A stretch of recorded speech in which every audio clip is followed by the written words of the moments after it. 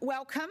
Just a few things about the structure of this morning. You will have seen that the appointment has been extended to take us till 12:30. So we'll take a few breaks in that time period. So don't worry, we won't all. It's not a sort of a who can sit down the longest competition. What we're going to do is we are going to go section by section this morning. When we get into the kind of the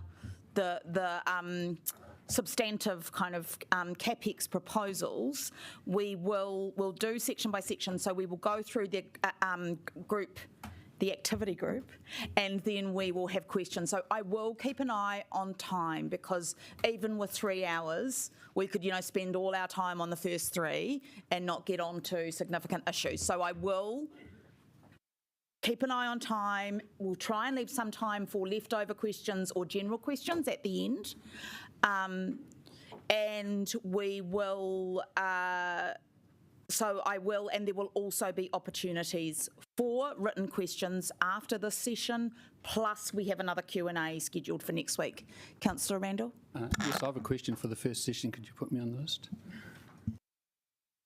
Thanks. And a reminder that it will be maximum 3 questions, and to be very succinct, because essentially the more time that you take up, it's less time for somebody else's questions. So we want to get through them. So first of all, I'm going to go to Andrea. Oh, and just a reminder that this session is public and live streamed. Morena. No, our observer, my understanding is he is not here today, that he was potentially watching the session from yesterday and the session online, so we will be being observed, but that there's sort of some administration before he is actually going to be joining us. It's too early for jokes. Andrea. Way too early in the morning for jokes, Councillor Brown. Morena koutou. I just wanted to set the scene for today's briefing and workshop, just reflecting on yesterday. So the key thing that we're here to discuss is obviously a capital program review, but it's really important to keep in the back of your mind the why. The why are we doing this? And the 2 key reasons for that is that we, within our financials, we have 2 key risks that we need to manage. First is the underinsurance gap, and secondly, the undiversified investment portfolios that exposes us to certain risks that could arise through a change of our own financial circumstances or our own circumstances, or a change in circumstances as a result of something happening in the economy. So we really need to think about how we manage those risks and how we manage those in a prudent way. That's our legislative obligation. We talked yesterday about the fact that there are many different levers you can push and pull. And so, we need to think about the combined effect of all of those things. You will always have other commentators saying, why don't you do this? Why don't you do that? And they are always valid perspectives. You need to take them into consideration and you need to take them into account. But it's also really thinking about the detail and the complexity of this council in particular, and we can lean on other councils and see what they're doing, but they always face different scenarios and different circumstances. And so we do need to think about that. Just a couple of reminders. We are relatively conservative with our debt levels. We do that for 2 very good reasons. One, if we are to increase our debt, that means that we need to fund the cost of that debt, and our ratepayers in some of our areas are already paying a maximum of 5% of their household income, or up to 5% of their household income now, and we are expecting that to grow. So you can't just keep using debt and debt without having a rates impact. Of course, you can mitigate that, but that would come at having to decrease some levels of service and cutting some operational costs in the organisation.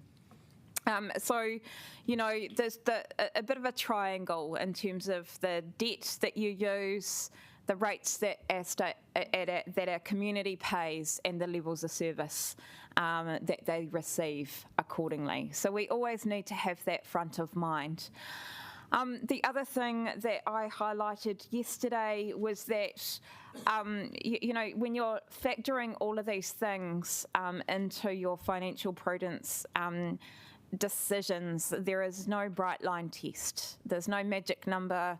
This is about demonstrating why you think something is prudent and doing what you expect will give the best possible outcomes for our current generation of ratepayers, but also the future generation of ratepayers.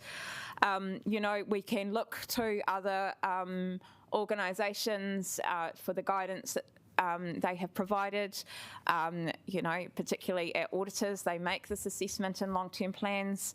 I have heavily relied on some of their work, although a bit of a conflict. I have heavily provided and drafted a lot of that work in my previous role. So that is kind of the area that I have looked at and borrowed off in providing my advice to you.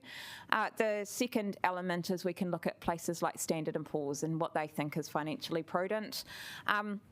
One thing that I didn't mention yesterday is while the Local Government Funding Agency allows us to borrow up to 280%, actually Standard & Poor's uses a debt to revenue ratio of 240%. It's calculated slightly differently, but they do take a more conservative view. So I just wanted to highlight that as well.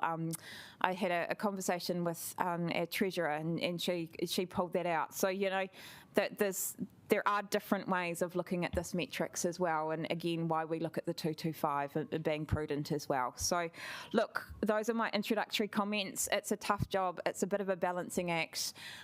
What we're trying to do here is work through how we juggle and balance, and of course, the decisions that are ultimately made will be made at the committee next week.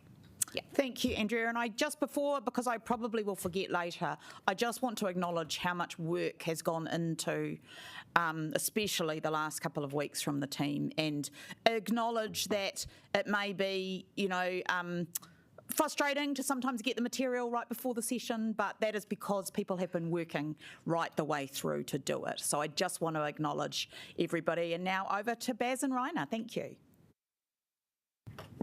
Good morning, everyone. So in terms of today's agenda, what we've got in front of you is a bit of a recap in terms of where we've come from, but in essence what we want to spend most of the workshop doing is going through the CapEx options that we've prepared for you and sent out earlier this morning. There are hard copies in front of you, so the A3 is what's got all the detail in it, if you like. And the presentation, the A4 is in essence a higher level summary, if you like, as well. So this slide has largely been kind of already talked through by Andrew, but in essence, we did a balance sheet review as part of the 2024 LTP. It identified a series of financial risks that we sought to mitigate through the sale of the airport shares and the setting up of a PIF that was consulted on and agreed, but then subsequently a different decision emerged, and as a consequence we still now have the underlying risks that need to be mitigated, and that is in essence the focus of this LTP. And one of the big levers that you can pull on is of course creating that debt headroom, which is the discussion that's in front of us today. We did create a series of principles, and we actually talked to you at a high level about these on the 10th of October. We also reiterated these on 31 October as well. And these are the principles that we have used to prepare advice for you. And in essence, they're quite practical principles. So for instance, we've sought to avoid making reductions and rephasing renewals, because in essence, we've already done that as part of the 2024 LTP. We set renewal budgets, apart from water, at 75% of unconstrained, and that is manageable within the 10 years that we've decided to do that, but it did attract a matter of emphasis from our auditors. So that's one of the areas we've decided or recommended not to go. Obviously, we've sought to avoid projects that are in train or are contracted. Avoid projects that are legislatively required, as well as we've sought to focus on projects where we can, in essence, generate savings in the early part of the LTP, so years 2 to 6. We've also sought as much as possible to avoid projects funded by DCs as well, because there's ability to rephase and make some changes, but obviously if you remove the projects and you've collected DCs, then you'd have to repay them as well. We took a further step. Once we applied the principles, we also looked through risks in terms of what would happen if we stopped, rephased or rescaled a project. We looked at potential impact on levels of service. We looked at interdependencies between different projects as well, whether that had an impact, as well as looking at, what would the potential impact be on the priorities that we'd set as part of the LTP. So there was some level of refinement, if you like. There is a complicating factor. So obviously, we are looking to reduce our capital program to build headroom in relation to the financial strategy. But during that period, we were also advised that we have reduced income from reduced NLTP funding. So that shortfall has come to pass, and it is reasonably significant. It's at about $68 million, and to neutralise it, and remove the impact on the debt to income revenue ratio, we would be having to look at about removing $130 million of capital projects from the budget as well. So those are in addition to what we're looking to achieve for the financial strategy and financial prudence. All of these projects exist in our LTP for a reason, right? They're all there for a reason.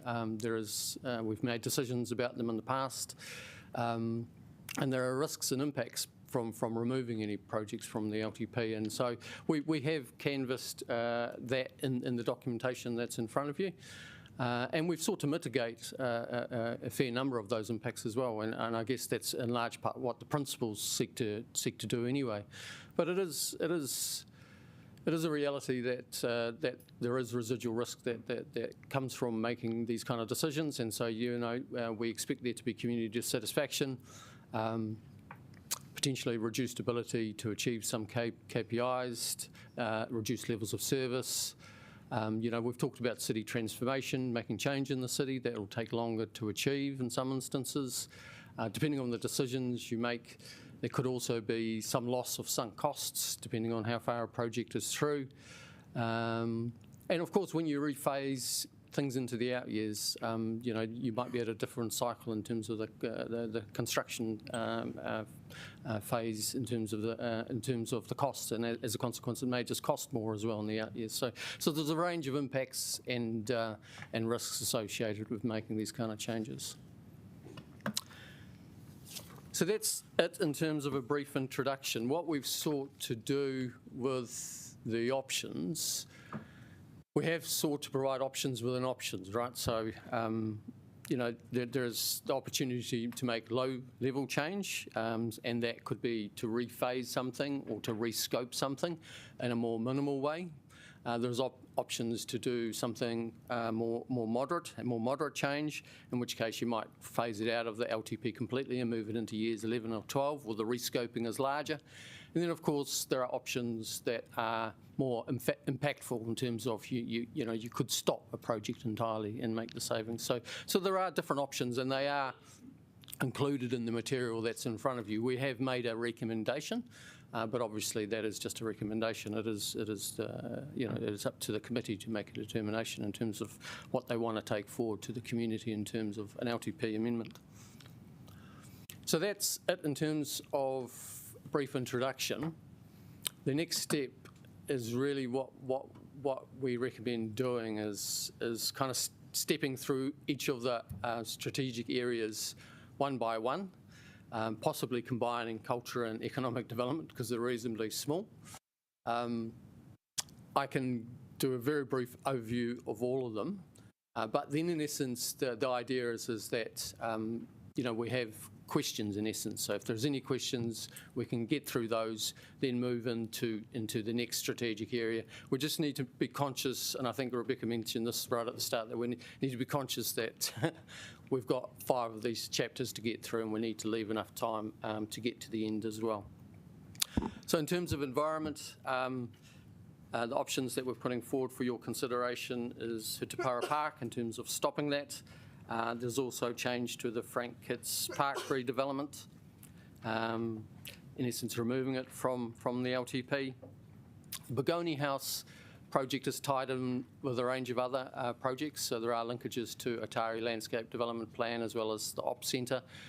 There are staff facilities that are tied up with this that do need some level of investment. So this is a slightly more complex one, but in essence, the recommended one we're putting up is the demolition of Begonia House. Johnsonville Urban Green Space, that's from the sale of the land. At the moment, I think there's a committee resolution for that, for the proceeds to be used for a green space that could go down to pay debt, which is what our recommendation is. In terms of the southern landfill, there is the option to defer. With the current stock of carbon credits is sufficient to meet our obligations in the near future, so there is an option to defer there for a little bit. And there's also an option there for the organics processing plant to rescope that. Obviously, further conversations need to happen with our partners in that space, but there is the potential to do that, and so that's brought to you as a potential option as well. And that's probably all I will do as an introduction, and I'll hand it back to you, Chair, to facilitate the questions. Thank you. So just so you know, I will try and leave room at the end, so if you have questions about a prior section, that we have, the wash up at the end of any unanswered questions.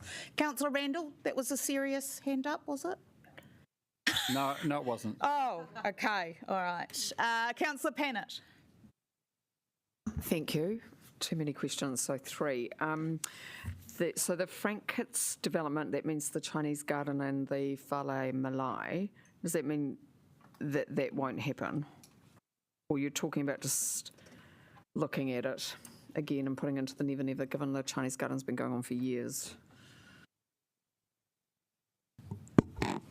In essence, the proposal is to cease all work, yes. The Begonia House, does that mean that we're not going to have a place for exotic plants? We have to head over to Europe, or? It's a serious question. It is a good question. I don't have answers to every single question, so in some instances I'll have to call on other people to provide an answer. So in this particular instance, I'll probably ask James if he's. Apologies. What was the question, councillors? And I'm not being facetious. We're not going to have exotic plants in Wellington. People have to go overseas to look at them. Just the Begonia House aspect. Yeah, so if we demolish it. So the inside, indoor, yeah, exotic plants area would no longer, if you demolished it, obviously, you would no longer have that, correct? But it's not the end of exotic plants in Wellington. So where would they be?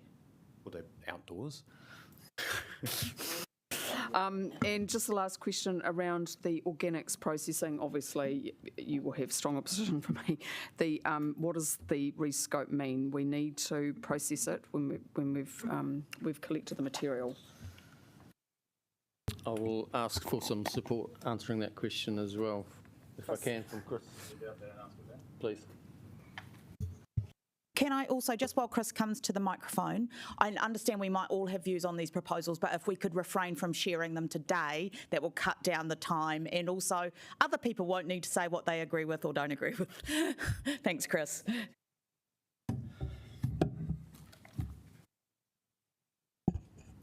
Good morning. So when we refer to rescoping, what we're saying is we've undertaken a feasibility assessment which looks at using existing council's assets at the southern landfill. If people they've been in the council a while, do recall we used to have a Living Earth joint venture there, and we still have that building is still intact. We have all the foundations. It's rather solid, so there is an opportunity for us to repurpose that into an in-vessel compost facility, which would be fully enclosed. It'd be on council land, So we've done a preliminary assessment of that, and it comes in at the price of around $10 million, of which around $5 million could be funded through the existing landfill surplus revenue. So it would require $5 million from council. But I just want to make the point on this is that we haven't actually gone out to market for the organics procurement process that we're partnering with Hutt City on. PCC have dropped out. So we're not actually going to have a response back from what that would look like from a regional point of view until probably halfway through next year when councils have assessed, and then MFE would then need to go forward and make their decision on that. But just on that process, we've had another update on that. What we now understand is that anything over $10 million, and for context, we asked for 35, anything over $10 million would need to be signed off by the Ministry of the Environment, Chris Bishop, who else? Ministry of Finance. So there's a fair few people that would need to sign that off, and that process is likely to take probably 3+ months. Does that answer your question, Ayana? Councillor? Thank you. And given nearly everybody has put their hand up with questions, for the next round, we're going to go to 2 each. I'm sorry, but we just have to manage the time that we have. But as I say, there are multiple further opportunities for questions. Councillor Young. I just have one. I'll sell my other one. So with the Begonia House, does it have any heritage listing?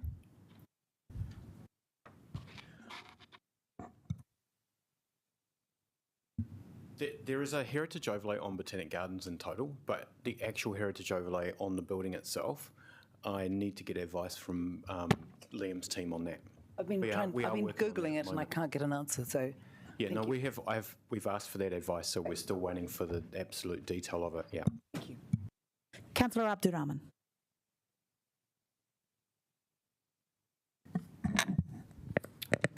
Probably for Randy Arbaz, and could you just give me which part of this capex that you proposed is the result of the funding cut from the central government? So in terms of the NLTP, that is solely within the transport space. So that's a chapter that we'll get to towards the end.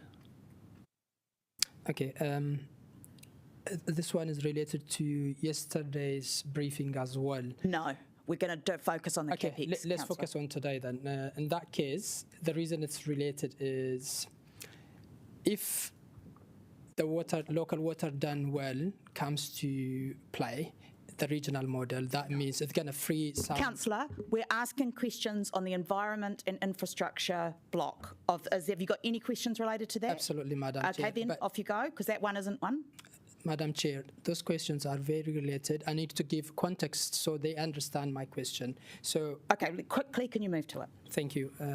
So if that headroom is going to be freed up, what that means for us in going forward? No, that question is not related to the capex lists on the environment and infrastructure.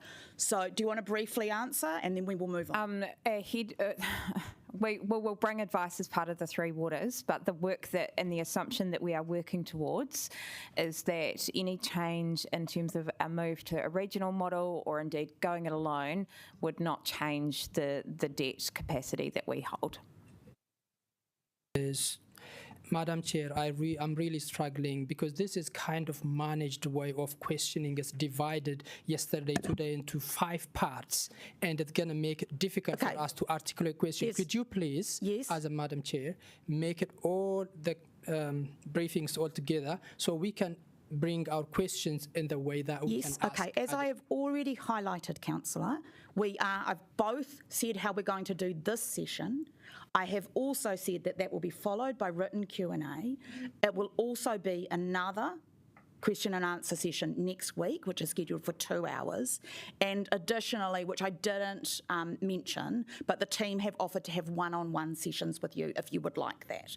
So there are multiple opportunities to ask questions, but we have to, in order to get through everybody's, do this in a structured way, as I have outlined. Councillor Calvert. Is it possible, this is all in table form, is it possible to see the spreadsheet so we can see across the years where the savings are going to be per of your recommended projects? That's something we'll work towards. Obviously, this has been done really, really quickly. Right. The 400 to 600 million that we suggested yesterday as the savings were inflated numbers. We haven't run all of these things through our budget model yet to understand where the total is going to land. So that's going to be a bit tricky to do. We can show what those years will look like, and we can provide that to you, but that will likely be in advance of the 21st November meeting. Yeah, it would be helpful because then we could see where the trade-offs could be, because it's pointless sort of cutting to the bone when we may not need to cut to the bone. So I'm just trying to understand that. That would be helpful. The other thing is, could you, for some of these things, and I'm looking at the Begonia House and the Atari, could you split them where you see the savings? Could you split that up so that we know which attached to which project? Yeah, we can do that. That would be good. And then I've got one more question, but have we got two or three? I can't remember. You go for now. Okay. Yeah. Just about the zoo. I mean, we had. Where's the zoo master plan? It's not in this section, Councillor. Which section is it in? Sorry. Well, I don't know, but it's not this one. I was looking for it. Okay, we'll take that question when we have that one. Thank you. Councillor Rogers. Yeah, my question was, there had been some discussion about selling down our current holdings of carbon units to put into a fund, and then just purchasing units later on before we have to surrender them. So I was just wondering if that would be incompatible with the sort of recommended option of rephasing the purchase for the Southern Landfill. My understanding is that we don't need to purchase as many carbon credits that we had proposed in the capital plan, so it would be a rephasing of the purchase of those credits. Yeah. So does that rely on the credits that we already have Correct. on stock? Okay. Thank you. Just to also update, if we have time when we've done all through the sections, we can have general questions at the end, but it is reliant on the time getting through them. Councillor Brown. I was just wondering if you could elaborate slightly on the Frank Kids Park development costs. And I see that we've got the $54.5 million expense, which does seem like a very large cost. But I thought that, in particular, with respect to the Whale Malai project, that the Whale Malai proponents were actually footing most of the bill for that development. Effectively, our job was to provide them with a piece of land, and their job was to erect whatever it is they're going to erect on it. So I'm just struggling to work out quite where our cost is coming from and what part of the total cost they were going to be actually contributing. I'll hand this one over to Liam, if I can. Yeah, through you, Madam Chair. No, Council was always going to contribute some, or quite a large amount of capital to the redevelopment of Frank Kitts Park. There's a number of components to it, including demolition of that car park, the building of the whale, and the Garden of Benevolence. The estimates that we had in the last LTP were high because of the amount of uncertainty around the demolition works and the ground conditions. So they are very, very high. I would acknowledge that, and I think the budget as it currently stands allows for the consenting and detailed design and quantity surveying that will get Council a better figure in the next 3 years about what the actual costs are. So there were provisional sums in the LTP because of so many unknowns. So, sorry, just to clarify on that point, so you're saying that we will still do something with respect to this in terms of surveying and type work, or you say we kill the whole thing totally? That's right. So if Council remembers that they adopted the development plan most recently, earlier this year, I believe, and then we are moving towards a consenting phase, and that phase requires resource consents to get obtained and approved by a number of those development components. And then as we get the approvals through, we start the detailed design to stand up the Whale Malai, and all of that work, inclusive of the public amenities, requires some quantity surveying that would put a more accurate price back to Council. Okay, so we are still spending $3 million on doing that work. In the first 2 years, yeah, that's correct. So we have to get the work consented and designed and properly costed. So those higher figures that you're. Oh, great. Yeah, no, that's very clear. Thank you. Thanks. Deputy Mayor Foon. Yeah, just in regard to the Frank Kitts car park, can we just understand better? It's earthquake prone. When does it need to be demolished by? So does it need to be demolished? So can we actually just take that figure out? I might have to take that question on notice when the date for demolition is. Yeah, and come back to you. Second question, if that's right, Chair. Just the Ōtari landscape, just to back up what Councillor Calvert is asking, can we just be clear on what that project actually was? I'm happy for that to come through offline later. Yes, we can do that. We can bring all that information back. No Yeah, problem. thank you. Councillor McNulty. Yeah, I'll be nice and quick. Last night there was an email from the Whale Malai Trust, a letter from Adrian Orr about only wanting a contribution of $5 million. Are officers aware of that and factored that in at all, or does that need to be forwarded on?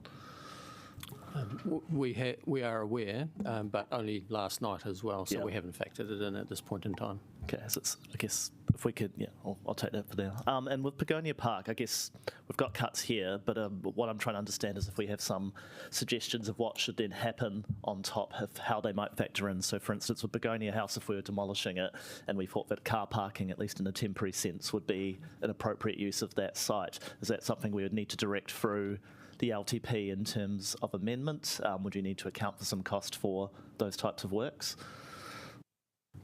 I think the next step is to present and come back with more information. So at this stage, I think they've estimated $1 million for demolition, but for remediation it would be a little bit more. So I think they've earmarked $3 million. That's of course depending on what you do with the site. So that's just a ballpark figure. So, but we can come back with advice in terms of what the plan can be in that space.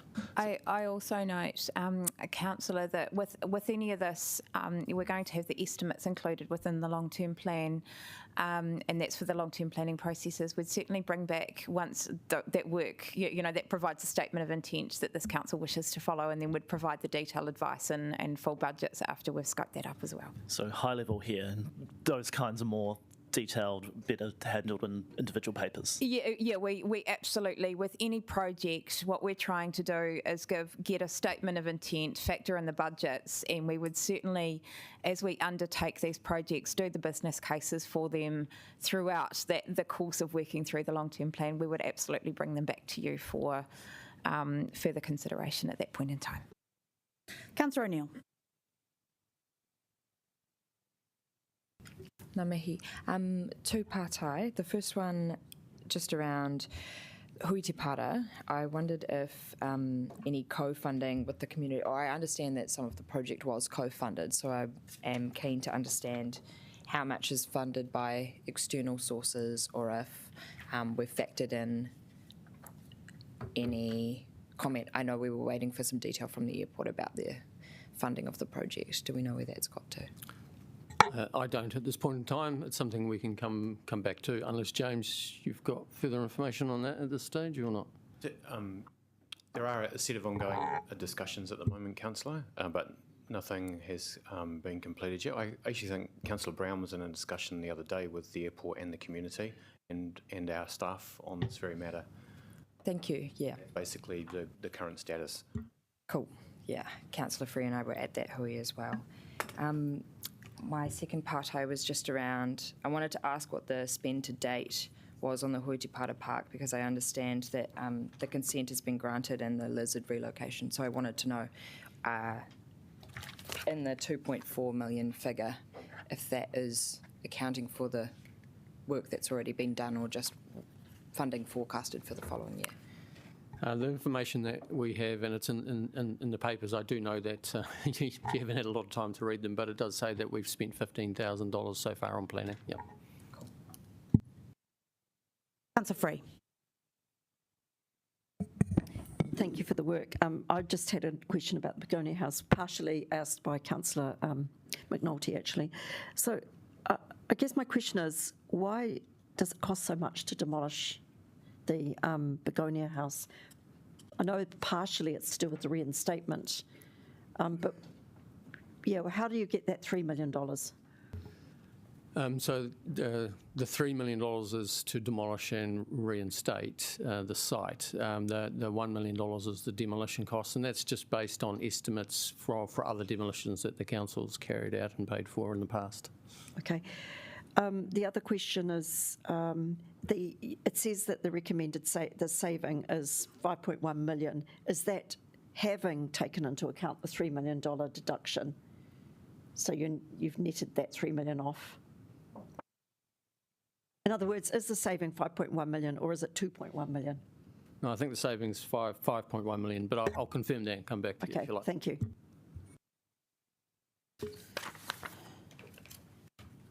Councillor Randall. Thank you. With respect to the carbon unit purchases, when people use the landfill, are they charged for purchasing carbon units? Yes, I believe that's included in the price and the fee that we charge. And so we propose charging them for the units but not purchasing the units? The purchase of the units are capital in nature in that they sit as an asset on our balance sheet. The use of those are charged as an expense throughout the year, and that is included in the fee that we charge at the landfill. Okay. Just more generally, in terms of the sections, I was wondering, is it possible to get a list of the projects that the officers do not recommend any changes to, just for completeness? We can try to do that, but essentially it would be any project that's not listed in these. I understand it, but it's just trying to work out which projects in each section are covered, and just trying to tie together the. I think you would be going back to the LTP essentially. We can doing the LTP. we can try to do that in advance of the 21st November. And the last question, I noticed that the $27 million for project for the collection, redoing the service bins is not on the list. Can you explain why that's not on the list?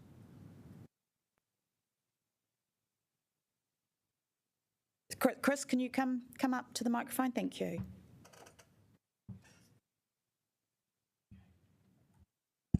My understanding is the $27 million is incorrect. It's actually $13 million. And the reason it's not on there is because that part of it is funded through existing gate service fees. So if you recall, when we did the LTP, the targeted rate that we were focused on only focused on organics and rubbish collection, because the glass and the existing recycling was covered under the existing revenue that we gather from the landfill. Thanks, Chris. That was 13 million? Instead of 11.6? No. Instead of 27, I think there was just a calculation. I'm not sure. I can't see 27. Okay, thanks, Chris.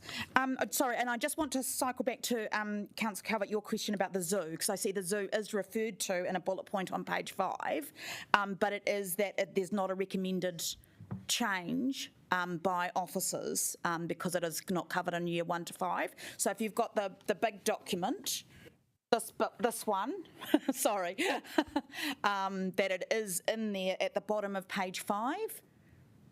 So that might cover off your question.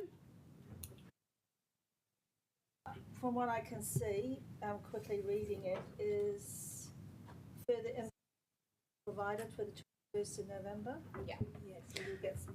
So we'll get some more info about that. There's still some conversations being had with the zoo, is my understanding. Okay, thank you.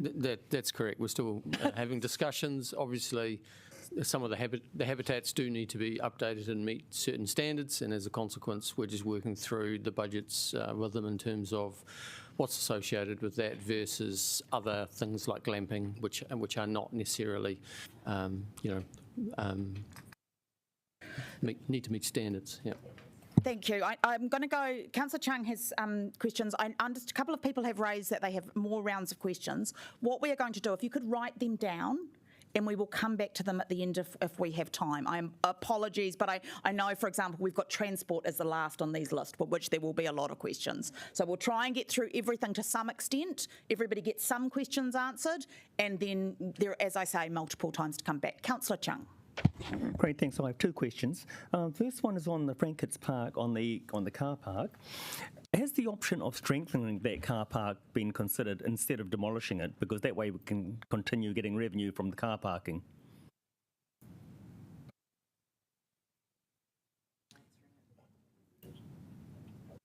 Yeah, well, I think yes, Phil can talk to that, because we did investigate it earlier, didn't we, Phil? And just to quickly answer that demolition date, Councillor Foon, it was 2035.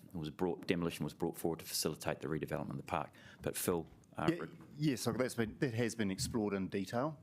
The cost of doing that far exceeds the cost of demolition, and so it just doesn't become feasible. Okay. Could I get some more information on that? I can take that offline. Thanks. The cost of strengthening. And my second question is Begonia House.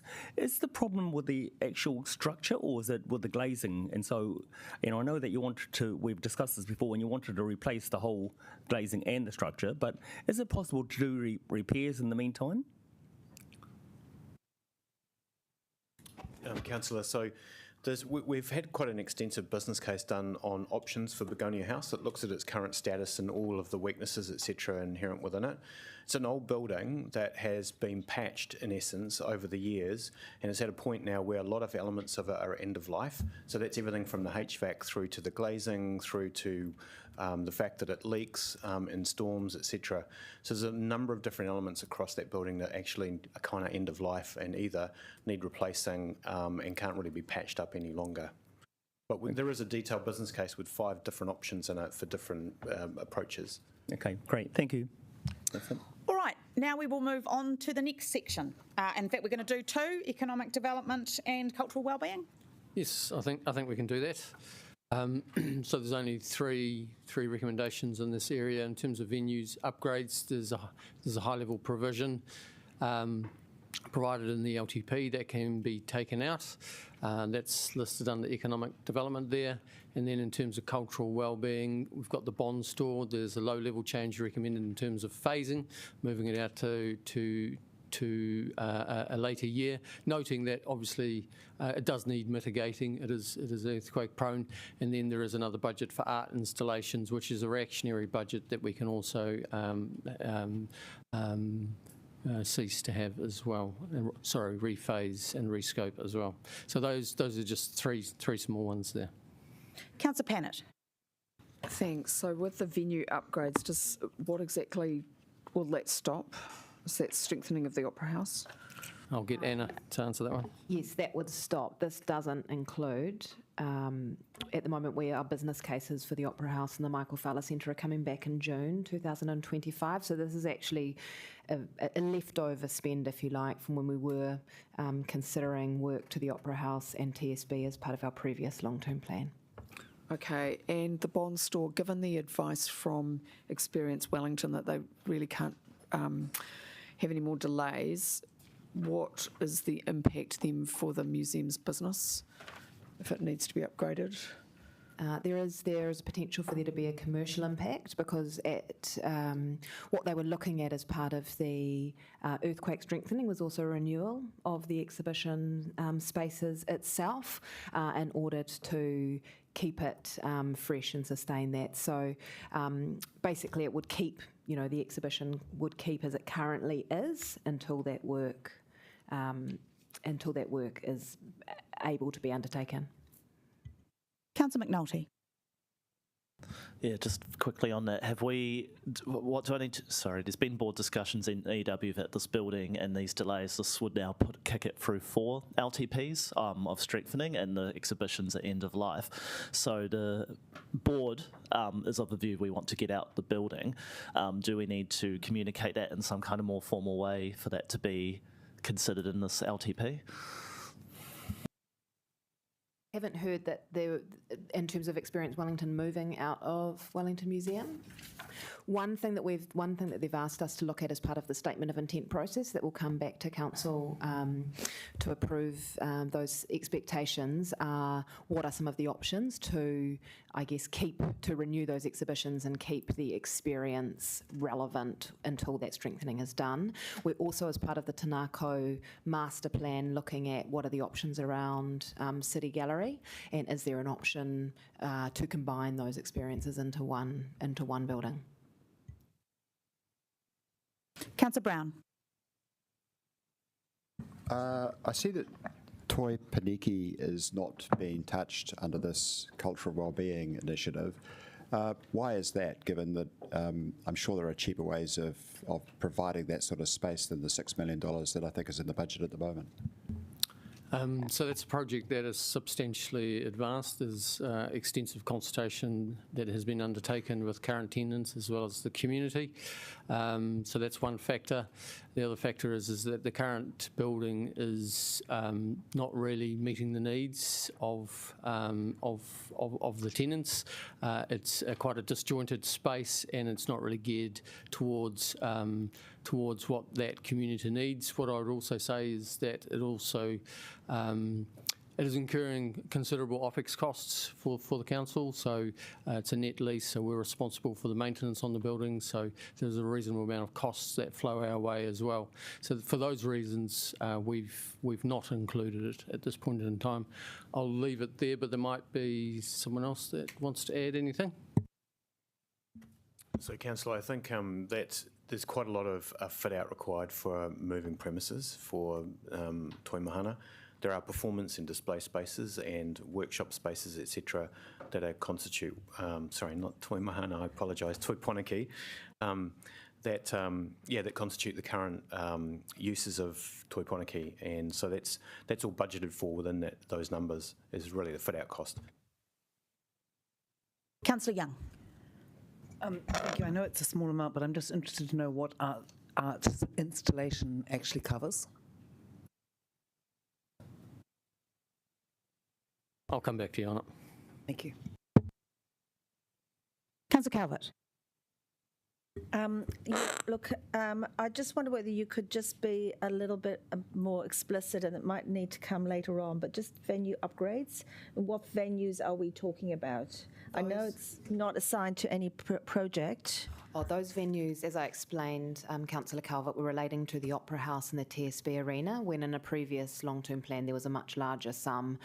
It was reduced in order to do some scoping work on the Opera House, but that again is being, that will come back as a business case for next year. Yeah, but if we could just be explicit in the information going out, or that we're making public, which ones they are, because obviously there's a picture of the Opera House. And what does that mean as well? It's in terms of, do we mothball? I would be interested to understand is what we do about the Opera House. Do we leave it operating, or do we mothball it? Yeah, there'll be multiple options that come back as part of that business case in June next year. Councillor Randall.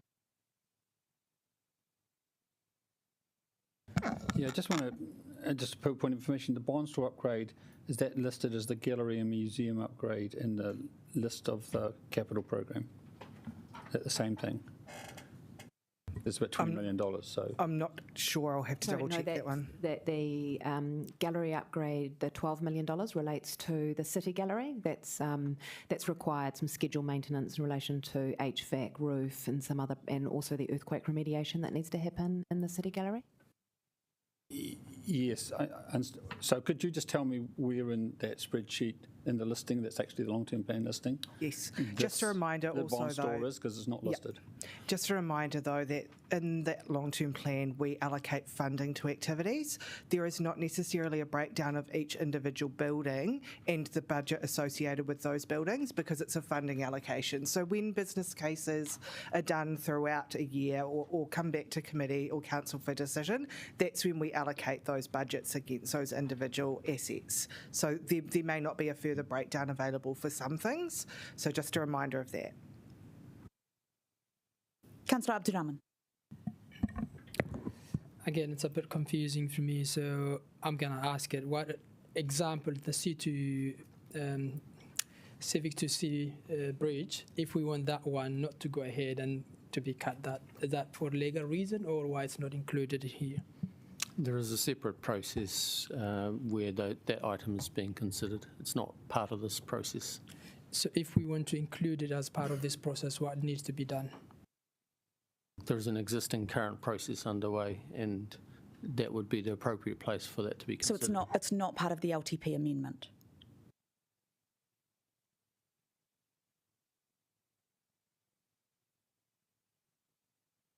Okay, all right. Well, let's do one more and then have a break. Just quickly, Madam Chair, we're moving at a cracking pace. Sorry, an officer's just quickly catching up, but a question from Councillor Young around the use of the art installation money. So that's, as an example, councillors goes to the city design team, Corey Library Works, the town square just there, and also Swan and Garrett was a good example. So murals mostly, but also some art installations relating to the urban design improvements of our town centres. Thank you, Liam. All right, we'll do one more. Social and recreation. So there's a number of items on this list in terms of Kandala Pool upgrade. In essence, that would be reverting to the proposal that was in the 24 LTP, which would be to close the pool and landscape the site. In terms of Granada North Community Sports Hub, that is a low-level change. In essence, that we'd be looking to rephase that into the out years.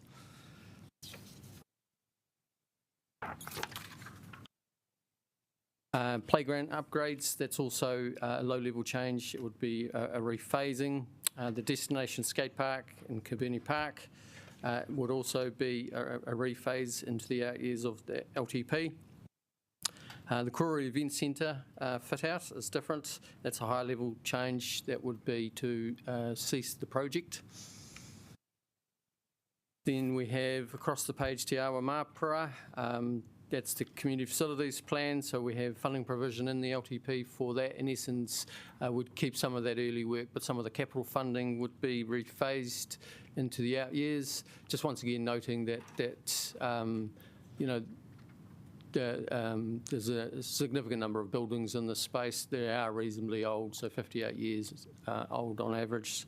So just recognising that there are some risks associated with that, but there is a rephasing of that. Housing upgrade program is there as well, and that is a moderate level of change, and that would be a rephasing, and that's outlined in the table in terms of how that could be achieved on the right-hand column. And those are it for social and recreation. Councillor Free. Thank you. Actually, the art, this goes back to the art budget, and I only asked it because of the answer that was provided previously. So do we still have a budget for purchasing art? We have in the past. Okay. Is that the answer, $20,000? I don't know what it is, but yes, yeah. So it's very minor. Okay. Councillor Pannett. The Karori Event Centre, is there any realistic alternative for it? Is it too late to pull out? We have to just finish it? Kia ora, Councillor. We're awaiting the high-level cost estimates, but we're anticipating these will be more than double the current budget. So it would go to 4 million? Yeah, okay. And then, sorry, I got it right that it was going to be 113 for a centralised booking system. No, it's actually for the buildings. Which ones do you think are likely? I think we need more information. Sorry, which project? For the Te Awa Mapara. So that, Councillor, that's a booking system as in software to use for all of the buildings. But it's not 113 million? It's not 113 million, no, it's 113,000. Okay. Yeah. Sorry, I got, so yes, okay, so that's good. So it was the buildings, which ones, because that is a large amount of money. Correct, yes, that was in the later years of the LTP, and it was really a provision for all of the upgrades that we were going to do community facilities influenced by the Te Awa Mapara strategy. So normally we would have had money in the LTP for refreshes and upgrades to community facilities. With Te Awa Mapara, it sets some direction as to how we want to go how we want to see those facilities structured in the future. And so what we did is we put the money provisionally into a Te Aue Mapara line without it being specific as to where we were going to spend it, whether it be Newtown or Johnsonville or wherever else. That is because we came up with the Te Aue Mapara strategy, which said that when we do these facilities, there's certain things we need to take into account when we do them. Does that make sense? I'll take it offline. Thank you. Councillor Young. The Karori Event Centre or the Andy Foster Legacy Project. Of selling it?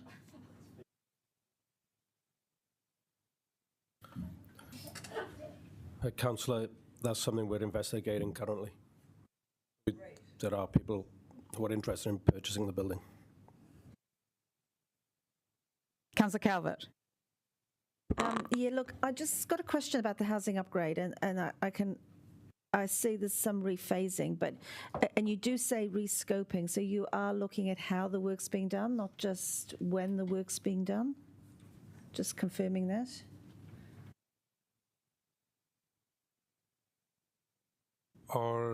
Number one, we are looking at rephasing to lighten the load the first 3 years.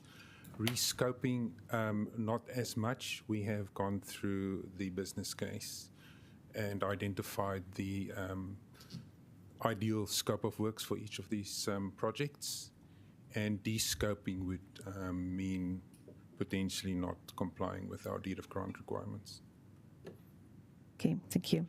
And then my question is just really about underspends, because, we're nearly halfway through a year, and the budgets, we haven't even got a business case for the budget for this area as yet to how to spend it. So presumably there's going to be an underspend no matter what we do. So are the underspends or how the capital projects are tracking, is that forming part of your thinking in terms of rephasing? So Councillor Calvert, I think there's probably, are you asking a more general question in terms of our capital program or in respect of HUP 2? I suppose it's because of the HUP 2, how we're behind in our spending. Absolutely. So the two key projects that we're behind in current capital spending are Sludge, which is slightly different because it's funded differently, and of course HUP 2. Those were the two key things that we drew attention to in the quarterly report. So you're absolutely right, and we will absolutely be looking at that and rephasing of that as we look to resetting our budgets for this year and the financial strategy. So we would look at that, and as I understand it, the preparation of these budgets takes that into consideration as well. Okay, thank you. Councillor Brown. Thanks. Just on the Kilberti skate park, are you suggesting canning the whole thing or just pushing it out a bit? And is it practical to actually push it out a bit? So the proposal is to rephase. So what does that mean? So at the moment, I think we were looking at construction next year, if I remember rightly. Where would you actually be building this thing?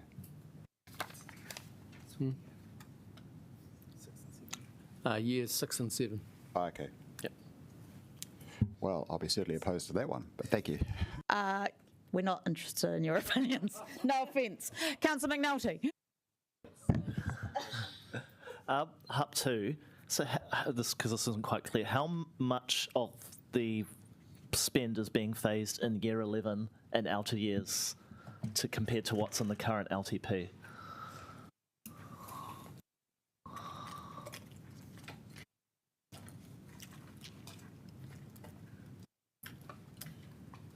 I'll have to look at the detail, but we've moved out quite a bit. I can look at and get back to you exactly what that number is in year 11.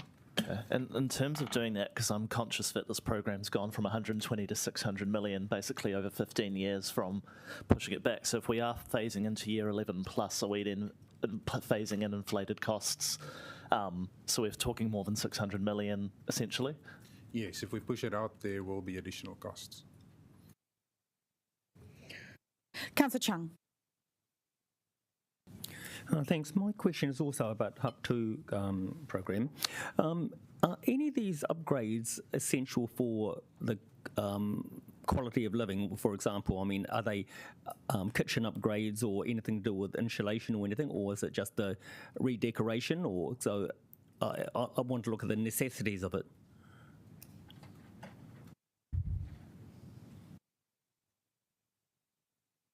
Hi, Councillor. So the upgrade is around ensuring the housing portfolio is safe, secure, and a good or better standard of living for our tenants. It's not just redecoration, there's also some seismic strengthening required. Okay, great, thank you. Councillor O'Neill. Just one partai. On the Kilburnie Park redevelopment, the Plymouth Fund and pushing that money to the out years, is there a condition by which we have to spend the Plymouth Fund by a certain date? I know they've got allocations per year normally. Councillor, we would have to replan and renegotiate the Plymouth Fund if we were to do this. Okay. Councillor Rogers. Yeah, my question was also related to Hub 2, and it was around the rephasing. Yeah, I guess similar to Councillor McNulty's question, just kind of what quality of service are we pushing back for those tenants, and what's the sort of rate of pushing that back? We have looked at what properties need attention more urgently and reprioritize that accordingly. Councillor Free. Yeah, also in relation to Hub 2, is there a plan somewhere of all the work that needs to be done for all the properties? So an asset, sort of like an asset maintenance schedule, or a plan for how we're upgrading them? Yes, we have an extremely detailed plan on what needs to happen at each property. Is it possible for councillors to actually see some of this? Because I feel as if it's a bit of a black hole and I don't really understand what's happening. Yeah, all of that is going to be communicated and shared within the business case. Okay, thank you. But in time for us to know, to make an informed decision? Yes. Okay, thank you. Is there any of it that's discretionary? So I know there was a huge list of things like access, fire, getting out in a fire. There was a lot of things. Some obviously safety is paramount. But is there any of it which is a bit more discretionary than other bits? The upgrade program is focused on the deed of grant requirement, a list of 67 items. Okay, thank you. All right, thanks. I look forward to seeing more information. Thank you. My apologies, I probably did rattle through that first one a bit quickly. I was a bit time conscious, so my apologies for that. So are there questions relating to any of the previous slides? Councillor Panish. Can I ask about Johnsonville? In fact, Liam, you might be the one. We are trying to get more housing there, but we're taking away green space. So is there any plan to do something else? Or, we have to make the amenity better. Nothing from a capital works program point of view, but there's a plan to do a plan. But this, as you see with this particular project, there was a resolution on the books with council which tried to reinvest that old library sale purchase back into a green space, but this is proposing to go down into debt. And Chris, can I just ask around the carbon purchases, if we sort it, is it there? Has it gone? Oh, yeah. If we do our, if we get our organics sorted, are we going to need to buy so many? Yes. Could you just elaborate a bit more? Because I would rather not buy them, obviously. We need to be stopping the problem. So practically we may need to buy a little bit more, but it's not going to be significant enough to really influence this conversation, because we do have a lot of waste that comes in, which is not organics, which is contaminated, that we can't, we have to actually have some residual space to dispose of it. So I wouldn't try and put the two together. If I'm being honest, I'd just focus on carbon credits as one activity that we absolutely have to provide, because even though we will reduce the level of organics coming in, we still do have an existing landfill with 20 years worth of waste in there that we still need to manage through the carbon credits. So I just Okay, so even with the whole waste reduction program, we're still going to need to spend a lot of money on credits. Absolutely, because if we did this 30 years ago, it might be a different story, but okay, yeah, okay. Deputy Mayor Foon. Yeah, can I just ask about the earthquake-prone levels of the Frank Kitts Park and Bond Store and around understanding the life safety around those two buildings, please? I can talk to the Bond Store. So the occupancy safety assessment states we can keep the building open until 2026, and then during that time we would reassess in accordance with the DSA and the engineers. And Phil will look after this next one on that. In regards to the car park, the occupancy safety report allows for the temporary use that car parking activity provides. So we're comfortable that that can accommodate car parking, which is just that transient movement within the car park. It doesn't change the fact that it's earthquake prone though, below 34%. Councillor Calvert. Yeah, first up, just following on from Councillor Free in terms of wanting to understand what is being proposed in the business case for the social housing upgrades. Given that this is quite a significant amount of money that we may look to cut or rephase, I wonder whether officers could look at what they could share with us already. I know there's not a business case formed, but obviously there's quite a bit of information already, and I would wonder whether officers could consider what further detail they could provide at a high level without it being formal. It's not like but to help us. Yep, we're around 95% through the business case, so I'm sure we could take you through some of the elements. Yeah, it would be really useful before we have to make a decision next week. It helps guide us. We're not. I think that maybe we could organise a briefing, but I don't think it will be before we make the decision. That's not going to be possible. So the other two questions I have got, one, and they're probably more general. Given in the quarterly report we had a list of significant projects, significant project reporting, I wonder whether officers could look at the list to make sure that they're covered off in the proposals in some way or I another. can ensure you that we've covered off everything because we've worked right throughout the capital program. As noted in the quarterly report, we group things slightly differently than we do so in our ledger, and Raina has explained that as well. So we are working through making sure that we bring those things together so it's much more inherent and easier for you to engage with. But we have worked through every single capital program on our list. Yeah, I'm just trying to see where the recognition is in the later stuff. And then my third point is all the sections, but there's another section under council, all the projects under council, and I wonder whether are we looking at those anywhere? We absolutely have looked at those. We haven't got a presentation on those today. I don't think they're kind of integrated, but for example, the minor Rana, please remind me what it's called again. Capital Replacement Fund. The Capital Replacement Fund, which I take responsibility for, has been cut down as part of this process, and actually we'll bring that back in the main proposals as well. Yeah, that would be good, so we can get some visibility. Absolutely. Thank you. Councillor McNulty. Yes, following on from Councillor Pennant. Sorry, migraine. The Johnsonville Green Space, what's the estimated value of the sale of the old library site?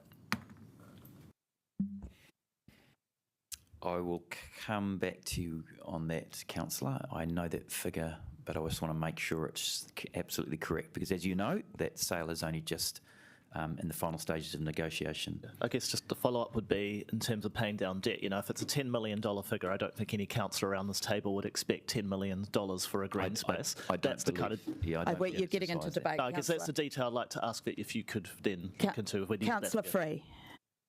Yeah, thank you. Look, I'm just reflecting on earthquakes and resilience. I'm channeling Councillor Pannett. Has any thought been given to the wisdom of actually encouraging further development or even investing heavily in places like the Bond Store or even the Whale for that matter? What sort of thinking has been done about the risk, given we've just had some more information about sea level rise quite recently? So this is something we're working through and bringing back to councillors in June 25 with an options analysis around our earthquake-prone buildings, along with our venue strategy. But it's also about sea level rise and with the wisdom of continuing to invest really close to the sea.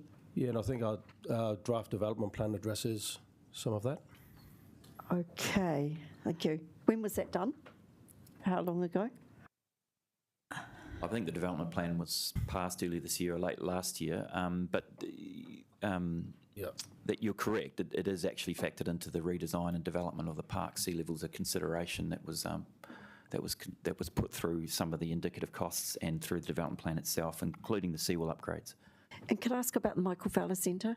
Yes. It hurts me deeply to talk about demolishing it. So are we doing some, are we actually going to come with some options? Yep, in June. Right, lovely. We're in time, but not in time for this discussion. So there will be proposals as regards that are part of this.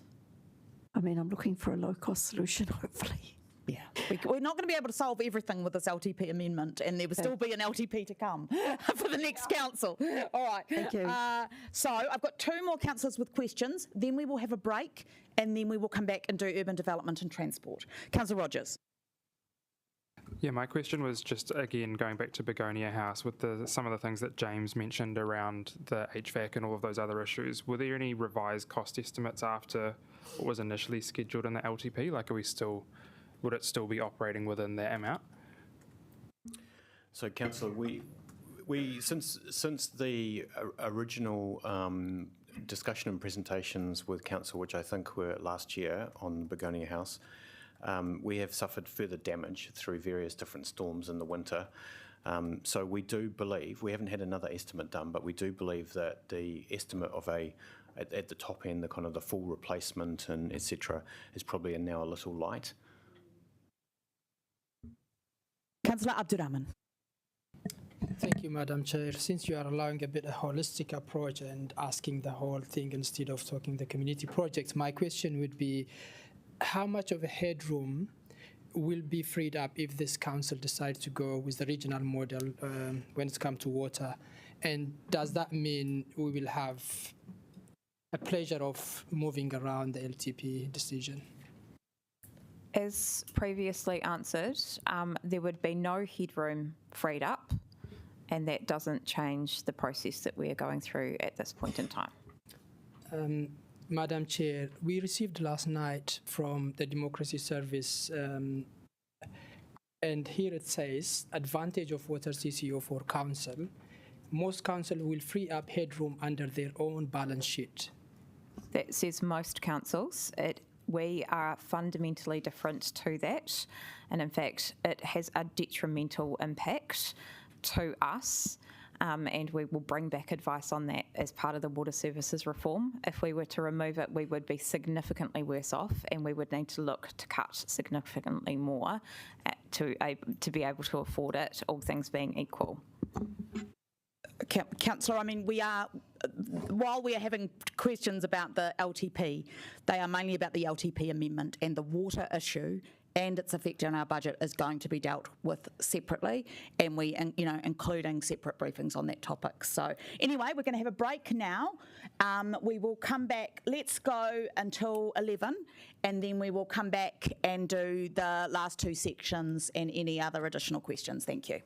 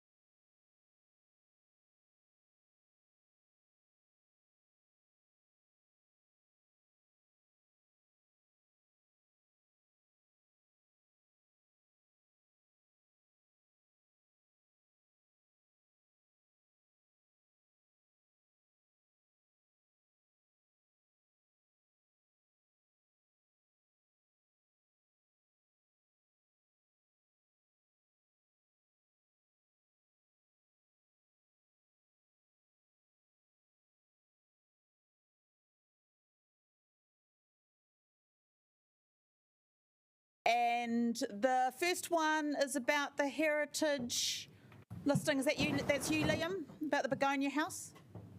Yes, through you, Madam Chair, there was a question earlier around the heritage status of Begonia House. So it's part, as James indicated, it's part of a heritage area. But in that area and in the schedule to it, the building is actually listed.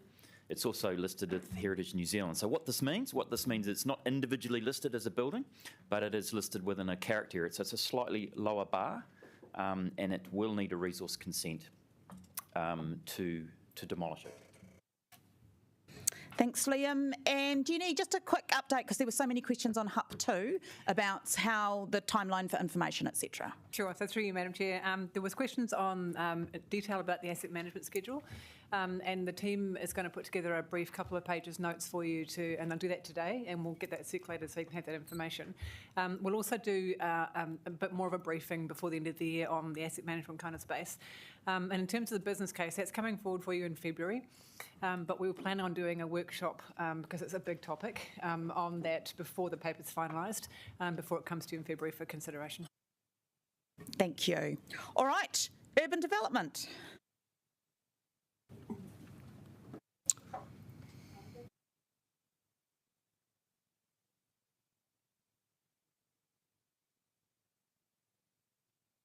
Oh, there we go.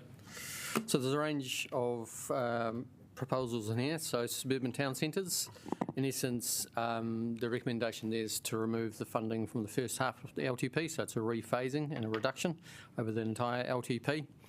In terms of laneways, it's also removed the program, the budget from the program from years 2 to 7 and to restart it in year 8. So once again, largely a rephasing into the out years. The Green Network Plan is also a rephase proposal from years 2 to 5. And then Tanaka is a little bit more complex, but in essence, it's the proposal is to remove the unallocated budget from years 5 to 8. And the second part of the proposal is to, at the moment, we've got some funding in there for Michael Fowler Centre in years later in the part of the LTP, years 9, and bringing that forward to years 6 and 7. So that's a 2. So phasing a whole bunch out that's unallocated, but bringing some of the funding for Michael Fowler Centre forward. So those are the proposals for urban development. And that speaks to your question earlier, Councillor Free. Don't know. Yeah. Councillor Calvert. For Tanako, is that part of the council budgets, which is under civic campus resilience and improvements? Yes. 2128. So that's okay. That's now in urban development. Yep. Okay. And then the other thing in urban development, which I don't see mentioned, city framework. Can you, was that considered as part of this? Because there's about 25 million in the budget. It's 2070 is the activity code. Can I come back to you on that one? Yeah, thank you. Thank you. And just one other thing, there's a subservice data project CapEx, which is about 1.5 million. I know it's only minor. Is that money where we're getting income for to support it, or is that all our own money? Yeah, there is an external revenue stream associated with that. We can come back to you in terms of exactly what that looks like. Okay, thank you. Councillor Pannett. Thank you. What is the climate impact of rescheduling the Green Network Plan? These are high-level options at this stage. We haven't done an assessment on that at this stage. Yeah, and Tanako, look, there's quite a lot in there. So in terms of my colleague's previous question around things like the bridge, are we able to next week move an amendment around that as part of the CapEx? Sorry, Councillor, could you just explain what you mean? So I'm just, look, there is some concern in the community, as you're aware. So are we, is that part of the CapEx, the removing of the bridge? So that could be legally moved as an amendment next week? So the funding for Tanako that is not being, in essence, put on the table as part of this, okay? So the funding that's required to finish the work is for Town Hall, Te Marapihi, and the 65 million, which constituted the estimate for fixing the basement, the demolition of the bridge, and the demolition of Capital E. So that funding is not included in what Baz is talking about here. But there's no legislative requirement to demolish them yet, obviously. No. Okay. I think too much questions about next week. It's really. Well, it's just. I understand. Councillor McNulty. Just for the suburban town centres, obviously we've got the 3.7 ratio that businesses are playing across the city, so I'm not sure who I'm asking this to. So if we take out that suburban town centres upgrade, are there any other specific LTP initiatives that are really targeted to suburban businesses in terms of delivering benefits? I'm just trying to think if there's anything else in the plan. Through you, Madam Chair, no, except for the bid program. Councillor Wineta. Oh, sorry. Why was the budget unallocated in the outer years of the Tanako program? What was that unallocated budget in there originally for, despite being unallocated? So the outer year budget, Councillor, was, I guess, a placeholder based on the best of our knowledge about what we may or may not need to do with the Mokawhala Centre. And at the moment, we do not have a solution. So what we're suggesting is that that allocation is reduced significantly to 50 million. We've left it in the LTP in the years where we would need to actually use that if we meet the regulatory requirement on resolving the seismic issues. It's a $50 million figure. It's really just a placeholder. I guess the assumption is that if it costs more than that to fix it, you may or may not want to do that. And if we were to demolish it, it would probably be in that vicinity. Thank you. Is there anybody who hasn't asked questions on urban development? Have any? No? Councillor Calvert, then. Go back to you. Thank you. Look, I'm just trying to sort of balance it from using the CapEx spreadsheet to what's in here, and it is around Tanako, and with all those budgets, because there's another budget here which is the earthquake risk mitigation for the town hall, which is $158 million over the next 4 years. So I'm just wondering. That's not doesn't seem to be commented on here. It may be in the detail, but I haven't read all the documents. So based on the principles that we talked about earlier in the presentation, anything that is substantially in train, we haven't sought to make any recommendations on. Is it possible for officers to come back and bring back where they could potentially save some costs on the town hall? So, Councillor, we're constantly looking at how we can do it for the least amount of money as possible, and that's an ongoing exercise. So at the moment, our projections are we'll work within the budget. Okay, thank you. Councillor Pennant, yep. Sorry, the laneways, which ones would we not be doing? Through you, Madam Chair, the laneway program is a reactive program that we use when developers adjacent laneways have a proposal to redevelop, and we complement their endeavour by trying to improve and upgrade that public space. So examples out there, most recently actually down here in Farmers Lane, again, redevelopment of a shop front. We worked with the building owner to put some public seating and new paving in there as an opportunity to upgrade the laneway in the public realm adjacent to the development. And that's a reactive fund. You'll see that's why in this instance we haven't spent that year one allocation, because we're waiting for those opportunities to arise. That's always been the intent and the purpose of the laneways for quite some time. It's been there as a reactive opportunity cost for council. And the suburban centres, which ones would have to wait? So we had a paper scheduled to come to you to do that prioritisation. It hasn't been done yet for the coming years, but there were in the 10-year budget there was allocation for 4 suburban town centre upgrades. Okay, so and you had any thinking about which ones they were? Done thinking, we have done some analysis, which we were scheduled to come and present to you in December. So depending on how this lands, we'll look at that. But are we able to get that information before we make a call next week? We can provide what we were going to recommend to prioritise. Okay, thank you. Councillor Free. Just on the laneways, how much is it actually costing us to maintain them once they're done? Not sure if that's very relevant to this discussion, so we'll move on. Councillor Rogers, you could take it offline. I would like an answer to that but question. it's not part of this We will session. attempt to answer that, yes. Because it is part of the thinking around the future costs we're incurring by Talking doing about a them. capital LTP amendment. Councillor Rogers. Yeah, mine was about the laneways. Is it possible that we can mitigate some of the changes to levels of service by providing developer credits through DCs and our DC policy, getting them to do the work instead? Through you, Madam Chair, look, offsets are always possible through development contributions. I think in the instance of my previous answer, it is a reactive fund to complement the investment by the private developer.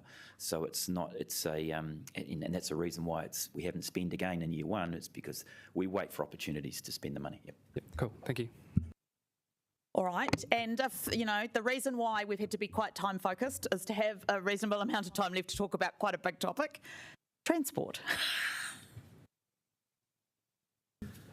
Right, so in terms of quickly introducing this, and I don't think it'll be useful for me to rattle through every single proposal in here because there is a long list of it. And the reason there is a longer list here is, as I outlined at the start of the presentation, this part of our business is impacted by the reduced revenue stream from NLTP funding, right? And so you'll see that in the proposals, you'll see quite a lot of smaller projects being impacted as well. In essence, we've sought to group them up into 2 buckets, if you like.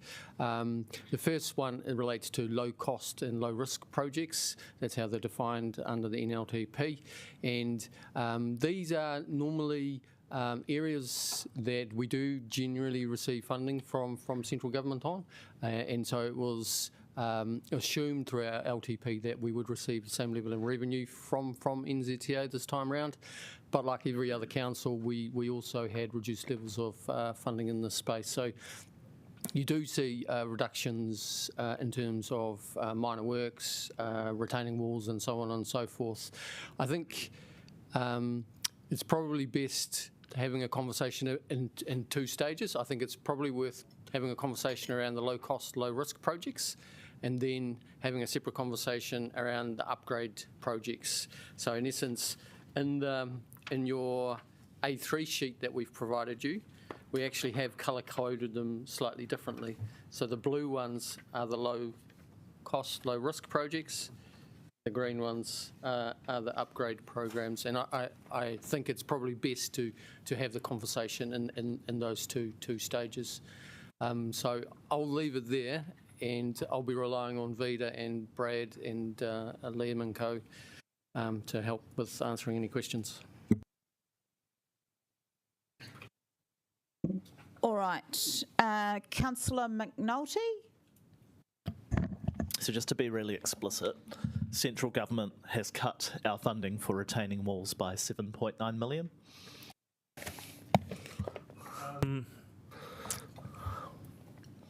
Yeah, if you want to be completely clean cut about it, that's correct. So retaining walls are sitting in the low cost, low risk program, and this is associated with the building of new retaining walls.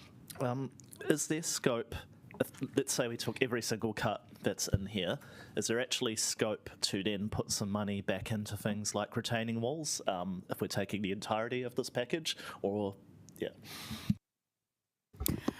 So probably not if you want to achieve the amount that we're forecasting. However, in saying that, my advice to you yesterday around, financial prudence does need to give regard to possible future events and ensuring that we future-proof our assets. And so, you could look to ensure that there is sufficient funding, whatever you think that is appropriate. That's totally your decision, as long as there's some clear analysis as to the why and why that is, why you've included those kind of projects. That's completely up to you, and you could look at that in the context of financial prudence. Yeah, so on that clear analysis, do you guys have like the frequency and the costs of retaining wall events? Because I know that there's sort of a trend line that's getting a bit exponential in this section that we could use to inform that? It depends what you're looking for from a trend line. If you're looking for a trend line of retaining wall failures, there's probably not that many to produce a trend. But if you're looking for a trend line of slips on unsupported slopes that then require retaining walls to be built, yes, we've got that. I think also, just to add to that, the importance of having some headroom and debt headroom is to be able to respond to the former scenario that Brad mentioned, so that we can react when we have situations arise, and so that we've always kind of operated on that basis. Councillor Chung. Looking at the retaining walls under transport, is it possible to get some funding from, or a subsidy from Greater Wellington? Because isn't it, if it's under transport, why do we take it under infrastructure? The way the FAR system works with NZTA is Greater Wellington are funded for public transport related activities, so they get funded 51% by NZTA for public transport related activities only. The council, as the road controlling authority, is funded 51% for transport related activities associated with the road corridor. So retaining walls are associated with protecting the road corridor. That's why it falls to us to apply for that funding and not Greater Wellington. Councillor Pannett. So the Golden Mile, what does that in essence mean? Is that taking Lambton Quay out?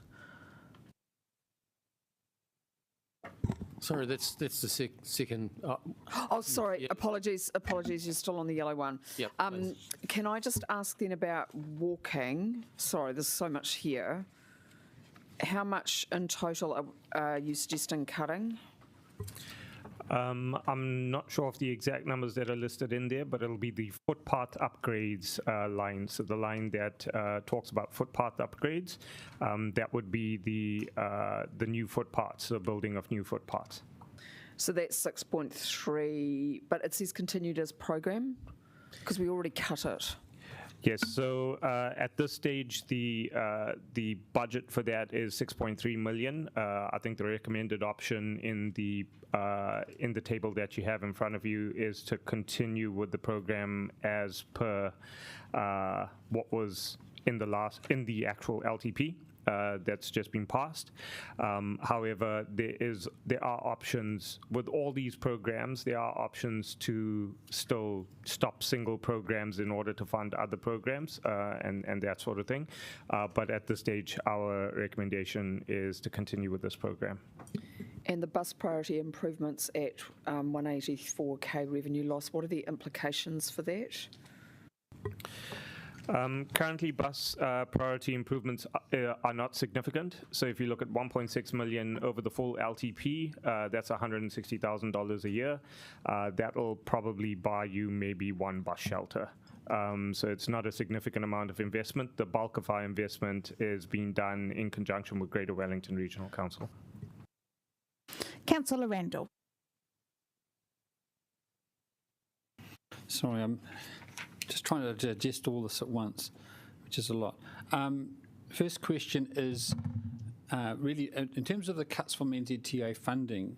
I mean, they didn't just across the board cut everything. Could you just explain a little bit more about what categories of transport spending that NZTA decided not to fund? Yeah. So the National Land Transport Fund is split up into a number of categories. One of the categories is maintenance, ops and renewals, which is our renewals funding and our maintenance funding. The other one is low cost, low risk, which is what we're talking about here. These are projects that are generally less than $2 million each. And then there's upgrades projects, which are generally the bigger projects. In the NLTF, the low cost, low risk portion of the NLTF took the biggest haircut. In the region, I think Hutt City is the only one that's received any low-cost, low-risk funding, and I think their funding was to the tune of like 1.5 million. So there hasn't been much funding in this bucket of money allocated to anyone.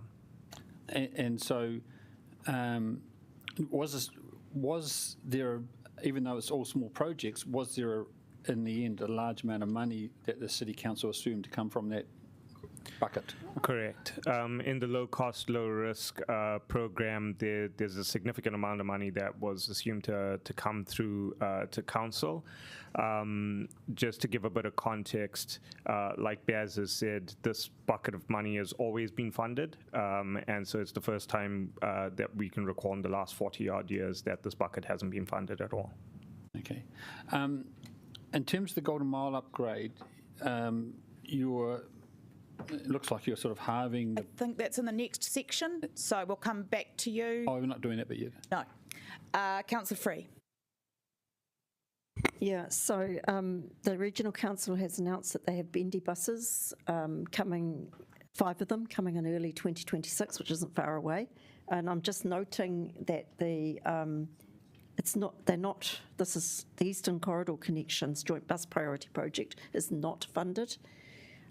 What are the implications of that? I assume that some of that bus priority would be about accommodating those bendy buses. The bus prioritization that you're looking there, the bus priority improvements are a hangover from prior to Let's Get Wellbeing Moving being initiated, and so those were bus priority that the council was doing off the bat there. This particular line item has seen significantly less and less funding as other portions of work and other programs of work have picked up that work, and that started off with Let's Get Wellbeing Moving and is now sitting with the council on some of our more significant upgrades projects, which are in the next section, the green section, as well as the work that we're doing with Greater Wellington Regional Council. So this single line item was just picking up a few bobs and ends here and there. Sorry, Brad, I'm not quite understanding. Have we got the money to do what's required to accommodate the bendy buses? And is it funded, part funded? Yeah, through you, Madam Chair, that is in the next section. But it is, we do have that budget available. Okay, so this bus priority project we're talking about here was other things, not accommodating the bending buses? Correct. Okay. Can I ask another one? What's the implication of not funding the Mark Avenue to Granada North Road, or not having received contributory funding from Waka Kotahi? The Mark Ave to Granada... In the next section as well, Councillor. So can we stick to the low cost, low risk? Is there any other questions on that before we move on to the next section? Deputy Mayor Foon. Yeah, just in the speed reduction management plans and the reduction there, we did have some projects which included Happy Valley Road, like that we've been waiting for. So does this mean, have we allocated those reductions to certain projects yet, or will we just have to review the whole program? Currently, the entire network is being reviewed under the new speed management rule that's been published. And so the funding that's being sought for that speed management upgrades program is in alignment with that, which talks about variable signage outside schools, as well as the implications of speed management across the network. So that's still being looked at by the team, and we haven't quite landed exactly what roads are going to be affected and what those changes would look like. Okay, so this is really almost like a haircut on those kind of on allocated budgets? The initial allocated budget that was put into the LTP was hinged off the work that had been done leading up to the new rule being passed. Now that the new rule's been passed and guidance has come out from NZTA as to how that rule needs to be implemented, we're re-looking at the budgets that would be required. But we estimate, I think, 3 point something mil was what was put into this paper. Is that right? Management. 2.7.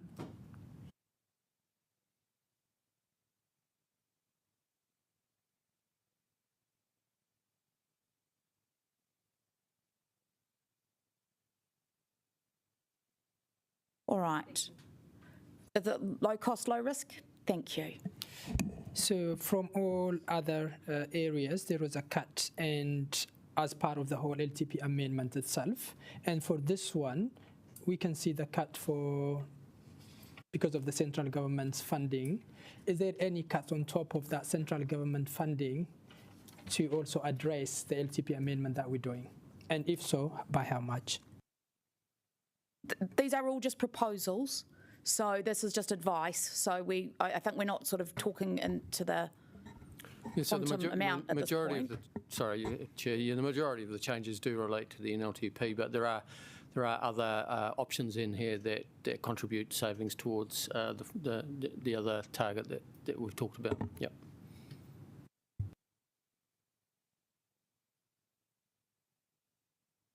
I mean, I want to know how much it was. We know for the rest of the projects, how much being cut, example, from other community areas. I want to know from transport as well. Yeah, it's hard to answer because and the reason for that is in taking into consideration all of the response to the NLTP, the team have had to sort of like look at reshaping things and rescoping things and look at what that means. And so they've looked at this more holistically. So it's hard to kind of pull out the little bits and pieces that relate to other aspects. But I think we'll see if we can provide that in the 21st of November paper, Councillor, if we can provide some more detail around that. Yeah.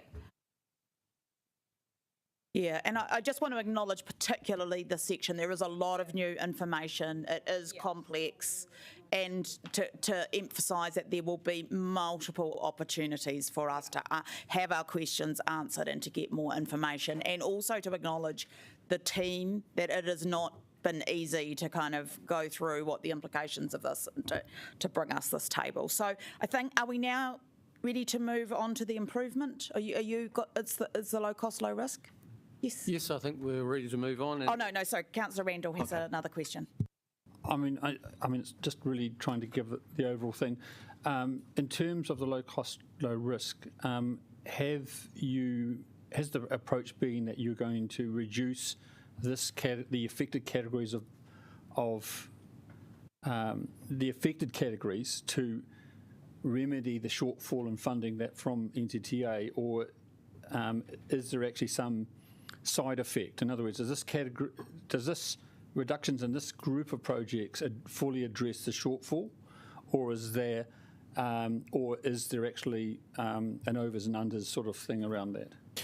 I think that what we've done is we've taken the entire transport portfolio as a whole, and the approach that we took, which was prior to the LTP amendment process, was the approach that we took with the loss of revenue, because the NZTA funding comes through as a revenue line to council, was to neutralise that effect.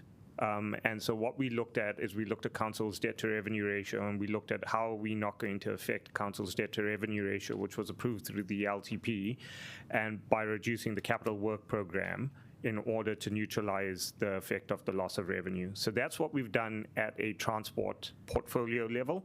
That has had different effects on different lines. So some of the lines, there's commitments that have already been undertaken, and there's already money that's committed into that, and that kind of affected how much we could haircut that particular line, and if we couldn't haircut that line as much as we needed to, we'd have to take it off somewhere else. So there's a bit of unders and overs as you go line by line by line, but that was the overall concept across the entire portfolio. I mean, it sounds totally reasonable. I just wanted to get an understanding of the amount of savings from this category and whether or not, and how much of the other transport projects have had to contribute towards the NZTA funding shortfall. Is that possible to come through on the papers? Through you, Madam Chair, I think, and to pick up on Madam Chair's point, a lot of very complex. We've offered both drop-in sessions and the Q&A doc and one-on-ones, so I'm happy, particularly Councillor Randall, if you're interested, to explain the logic in which Vida and Brad have worked through trying to get this under and overs balanced to have the debt-to-revenue ratio improve. So I'm very confident we've got the information, so it's perhaps a case of just sitting down and putting it in the Q&A as well, and we can provide some more wholesome background. And one last question, in terms of your own opinion, is some of the shortfall possibly going to lead to some form of health and safety or disruption because we're not renewing, we're not having these investments? I'm thinking of retaining walls, I'm thinking of things that need to be sorted out. Is it going to make it, is it going to affect that? Reluctant to provide my opinion, but I will say. Don't, Brad. I will say that these are upgrades, so these are not renewals, and they're not existing assets. These are things that the council would like to do in response to pressures that we're seeing across the city. All this means is that we're not able to do as much as we would like to do. If we consider the LTP a bit more of a bottom-up approach in terms of these are all the things we'd like to do, and this is the required investment needed, this is a bit more of a top-down approach as to you can't afford to do that, so you'll have to do this much instead. Okay, thank you. All right. Councillor Chung, is it about the low cost, low risk? Nothing low cost about this, but I'm not quite sure where the question actually falls into. Going through all these different budgets, where's the budget where you build these bike racks like the one across the road? All right, no, we are not going to take that at this point. We are going to get, are there any kind of questions? So we've covered the low cost, low risk. Are we now going to move on to, is there a presentation on the improvement? There are a couple of slides. Thank you. In essence, it's 4 projects, but they have some parts. So Mark Ave to Granada North, in essence, is a low-level change. It is a funding movement and a rescope. Same with cycleways, which is a moderate level of change, so there has been a revenue loss in that space. In terms of Golden Mile, that does have NZTA funding, but the recommendation there is to reduce the program to make savings. In essence, the focus would go around Courtney Place. And City Streets has got 3 projects associated, and there is a range of proposals in relation to those. Most of those are rescoping and rephasing as well. And I'll leave it there. It's quite high level, but... If we have time after we've had questions on these, Councillor Chung, we can come back to your question. All right. Anybody? I think some people did because you started to ask. Councillor Pannett. Apologies, Chair. Apologise. So the cycleways, sorry, I know you've got had lots of work to do. So what does that actually mean? What are we going to lose? And the Golden Mile, I'm sure everyone will know, is what's being cut there. So I'll answer the Golden Mile question and then pass over to Vida for the cycleways portion. The Golden Mile, effectively, what we'd be looking at is prioritizing Courtney Place.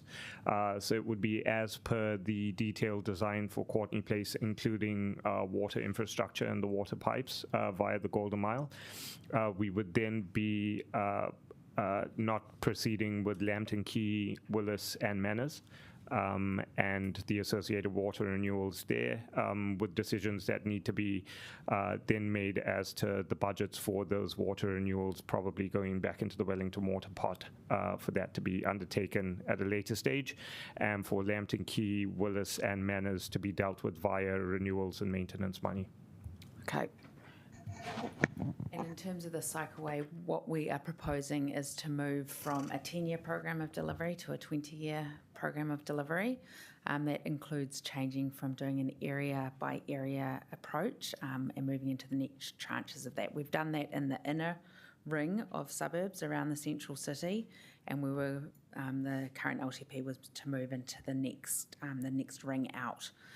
The change we're proposing here is to focus on filling the central city gap and then focusing on the primary routes rather than doing primary and secondary routes together. Secondary routes with this would be moved out into years 11 plus. Could we just do it really cheaply by putting up hit sticks? We're already doing it a lot cheaper than most other places. Okay, thank you. Can't do it cheaper. Councillor Rogers.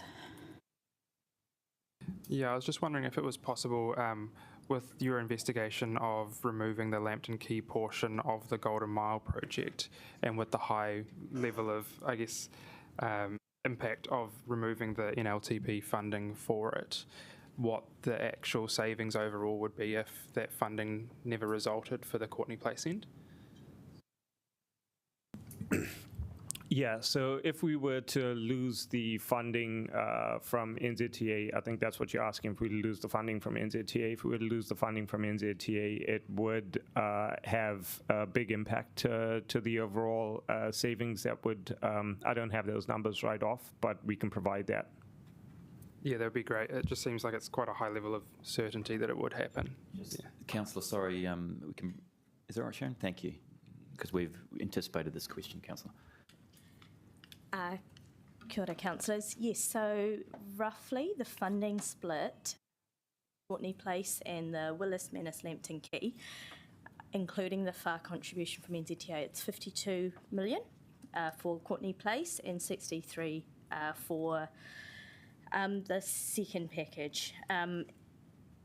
At this stage, the WCC contribution is about 57 million based on kind of a P50 estimate. This doesn't allow for contingency allowances. And as Brad said, there's a further 23 million ring-fenced for the water renewal upgrades. In a worst-case scenario, I guess if we were to lose the entire NZTA contribution, and again, this is an absolute worst case, proceeding with Courtney Place, council would have to put in around $50 million. Councillor Free. I just asked that question about the significance of not doing the Mark Road to Granada Road, like developments pending on that. I just don't quite understand. So Mark Road to Granada is unlocking the housing developments to the north, and as part of that, it's a project for which we receive developer contributions. This option here would see us actually pushing that out, considering that central government are still making decisions around Petone to Granada, and there's a possibility that should Petone to Granada eventuate, then the investment required for the Mark Ave to Granada project would be significantly less than what's currently on the books. And so the option here is to delay that investment and look at rescoping the Mark Ave to Granada project in line with what central government is doing. Just in relation to some, potentially doing the Golden Mile project differently, have staff had any chance to talk with the minister or the agency about the actual level of risk? Like, is there any way of I know it says high risk. We've had conversations. I think the only time you get any level of confidence through the agency is once you finally get to the board and have the conversation with the board. At this stage, we haven't done that because no decisions have been made, but we have had lots of offline conversations with NZTA. I think what it boils back to is that when the Golden Mile was handed over to WCC from Let's Get Really Moving, it then fell into a typical project that WCC has with NZTA. An approved business case is what the project hinges on. Any change to the scope as approved in that business case that makes an effect to the benefits of the business case, then initiates a relook in terms of investment. And so this level of change to the project, what we can guarantee is it will initiate a relook in terms of investment for the project. And what that would mean is we're guessing at that point as to whether it will still retain investment or not. But if we were to make the scope change, it would be reviewed at an investment level, and it would be reviewed against the new GPS and not the GPS by which the business case was approved. And I think just to add, Madam Chair, that's the key, isn't it? Because the GPS has a significant change in direction. You've deprioritised cycling and pedestrian movement and mostly prioritised kind of roads and public transport. And in this particular instance, when we did the BCR, the benefit cost ratio, and kept on revisiting it, transport actually sat at the lower end of the benefits. What's important here, when you look at the business case, was the pedestrianisation, the safety improvements, and the public realm and amenity improvements. So that's an important consideration for council. That is why we put high risk in the table. I don't know, I'll put you back on the list. Councillor McNulty. Yeah, so I just want to follow in up from those numbers. So in the worst case scenario, when we lose all funding for the Golden Mile, council will need to put in 50 million. What we're currently planning to put in is about 55 million. So in the worst case scenario, we get a saving of 5 million, but that's at the cost of no delivery from Manners to Lambton, is that? That is correct. Okay. And then Tawa to Glenside cycle route, is that in the 1 to 10 year scope of the LTP, or is that an 11 plus? So the primary route is within it, so the Middleton Road is within the first 10 years. Councillor Randall.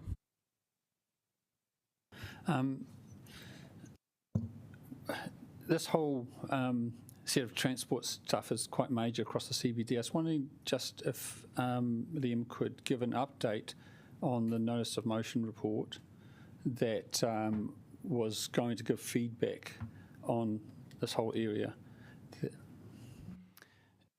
Yep, so we've got a report coming to council on the 5th of December, and that will be setting out phase 1 of the transport plan, which sets out the scope of the document. The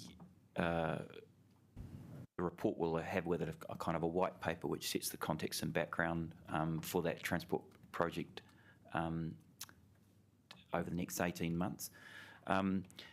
You know, what's been really interesting, if it's not obvious, that the goalposts have been changing, the pattern of the city has been changing. In particular, the largest impact was the recent announcement by government about the tunnels.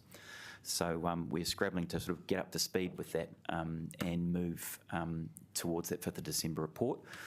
In this particular instance, from a network point of view, we still envisage Golden Mile to have buses on it. There's no suggestion that we have an alternative. And hence my earlier point to Councillor Free's question, that when you look at the reason for the Golden Mile project, the heavy weighting was behind pedestrianisation and safety improvements and public realm improvements. And we've all been very familiar also with the commentary around the state of the city and the public perception, particularly of Courtenay Place. So outside of the transport plan, the benefits I see from a town planning point of view, a city planning point of view, is an investment in the play space of the city. You know, where most of the people generally have fun. It's well known. It's nationally probably admired and remembered as a great place to invest in. And that, in my mind, you know, outweighs the transportation issues that the city are facing. Okay. Sorry, just to correct, that's the 12th of December. 12th, okay. Thank you. So also I know that for a long time, last 6 months really, since the end of Let's Get Wellington Moving, the city's been focusing on working on a Wellington transport plan approach. I was wondering if you could comment on terms of this whole package of things around the major improvements. That one is it. These are all the recommendations that align to the wider network transport plan, and also if you could comment on the engagement of regional council. So we've kept in mind the work Vida and I have done on the Cycleway project. You know, really what we're doing is effectively deferring a lot of this work. You've heard Vita say it's gone to a sort of a 20-year timeframe, which has provided the savings you've got before you. You've also seen our focus on the arterial network. We want to connect and finish what we started. So a big project for the cycleway program is the cross-city connection. That's getting cyclists from Te Aratupua coming into the city and Kent and Cambridge from the south to connect through the city. And that's, in our mind, a very important strategic connection, is why we need to continue on with that. From a network point of view, I think our concern around the transport plan as it relates to public transport, we have and will continue on with the Harbour Quays project and the transport bus priority across there. And to answer Councillor Free's earlier question, we're also continuing on to accommodate the bendy buses in the Eastern Connections project, which of course is the purchase from Greater Wellington she spoke of before. Of those bendy buses, there needs to be that Eastern Connections project to allow those turning circles for the buses to get east. So we do those two projects, including the transport plan, in a steering group. The steering group's got WCC, Jenny Chetwin and myself are on that from a senior executive point of view, and then you have Sam Gain from Metlink and Luke Troy from Greater Wellington Regional Council that is overseeing the development of those projects in a joined-up way.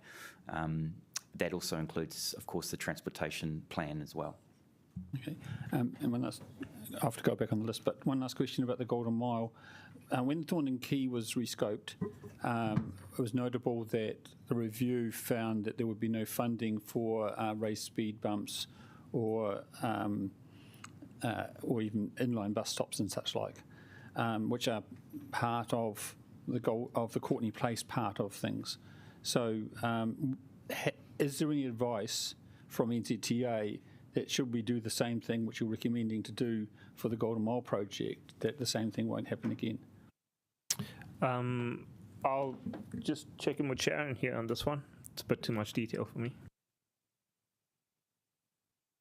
So we've got no raised platforms proposed on the Golden Mile, so that makes that issue a little bit clearer. I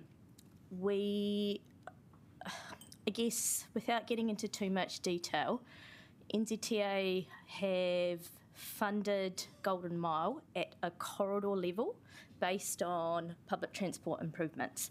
So it makes it hard for us to predict, when we try chop it up precinct by precinct, how much of the benefits we realise at Courtney Place and don't realise in the other streets, how that sort of affects kind of the total contribution from them.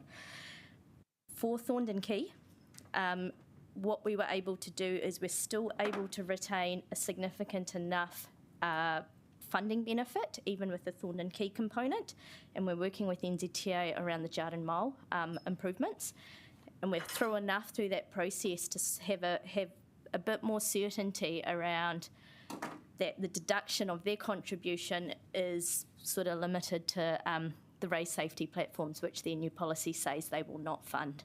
We're not through enough that process for Golden Mile to confirm, but pending council direction, we'd have to have those conversations. Could I go on the list again too, please? Yeah, we'll have to see how we go for time, but I have got your name down. Councillor Calvert. Yeah, so I think there's a lot of figures here, and to be honest, I'm getting confused.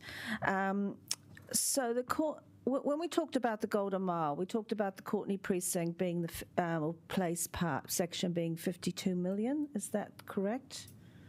I don't Correct. know. Is that okay? So, and half of that will be coming from, is expected to come from NZTA, well, 51%. Would that be correct? Yes. Okay.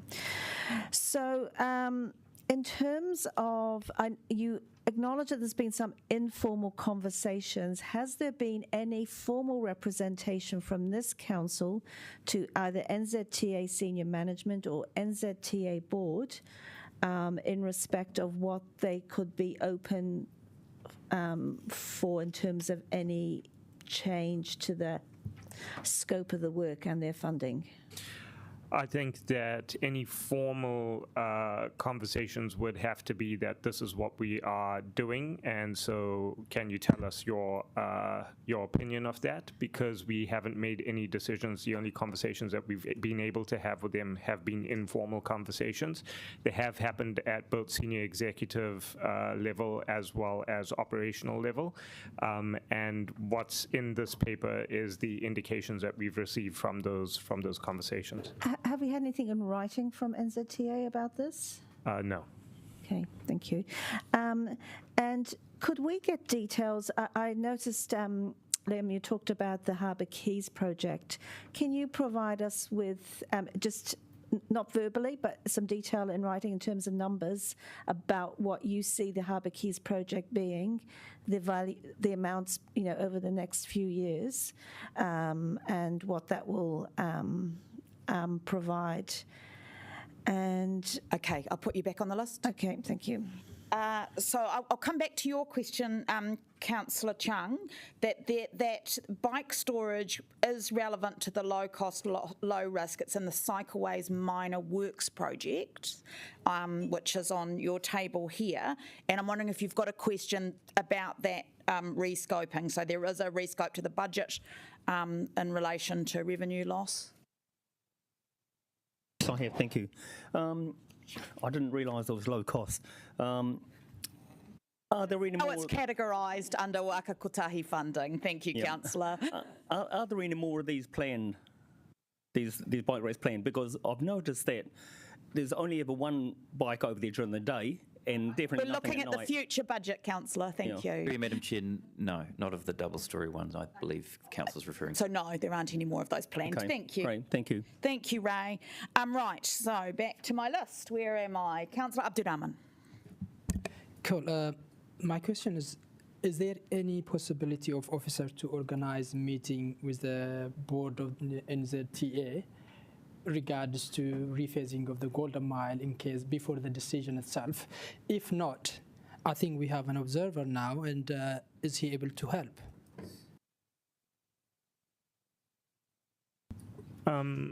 Councillor, we can the best that we can offer to do is for senior executives at the council to meet with senior executives of NZTA and to have these discussions.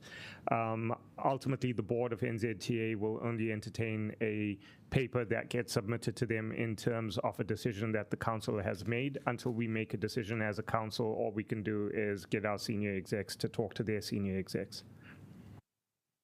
Oh, by the way, just to clarify, when I say the observer asking, not our officers, just dealing with the central government. So you guys doing your job, so just make that one clear. Thank you. Councillor Panovich. Thank you. Yeah, I'm slightly geographically challenged, but bear with me. So the Granada, the Mark Ave to Granada North Road is at the southern end of Granada North, which is at the southern end of the development, which is where housing is planned to go, which we have contributions for 150 houses circa. How does that impact on the Granada to Batoni Road? Is it just purely a housing-based thing? Because I can't figure out the distance between the two, how there would be an impact. So the impact is that the Batoni to Granada route that we're looking at, which was the last one that was proffered up, would come quite close to the same route that we'd be using for Mark Ave to Granada. They would be in fairly close proximity, and so there's an opportunity there for us to not have to build as significant a level of investment to bridge what is essentially a huge chasm between Mark Ave and Granada, and we could lean on the work that NZTA has done to kind of achieve some of that savings. So that's how they interrelate the two projects. Deputy Mayor Fung. So we could get them to pay for it instead.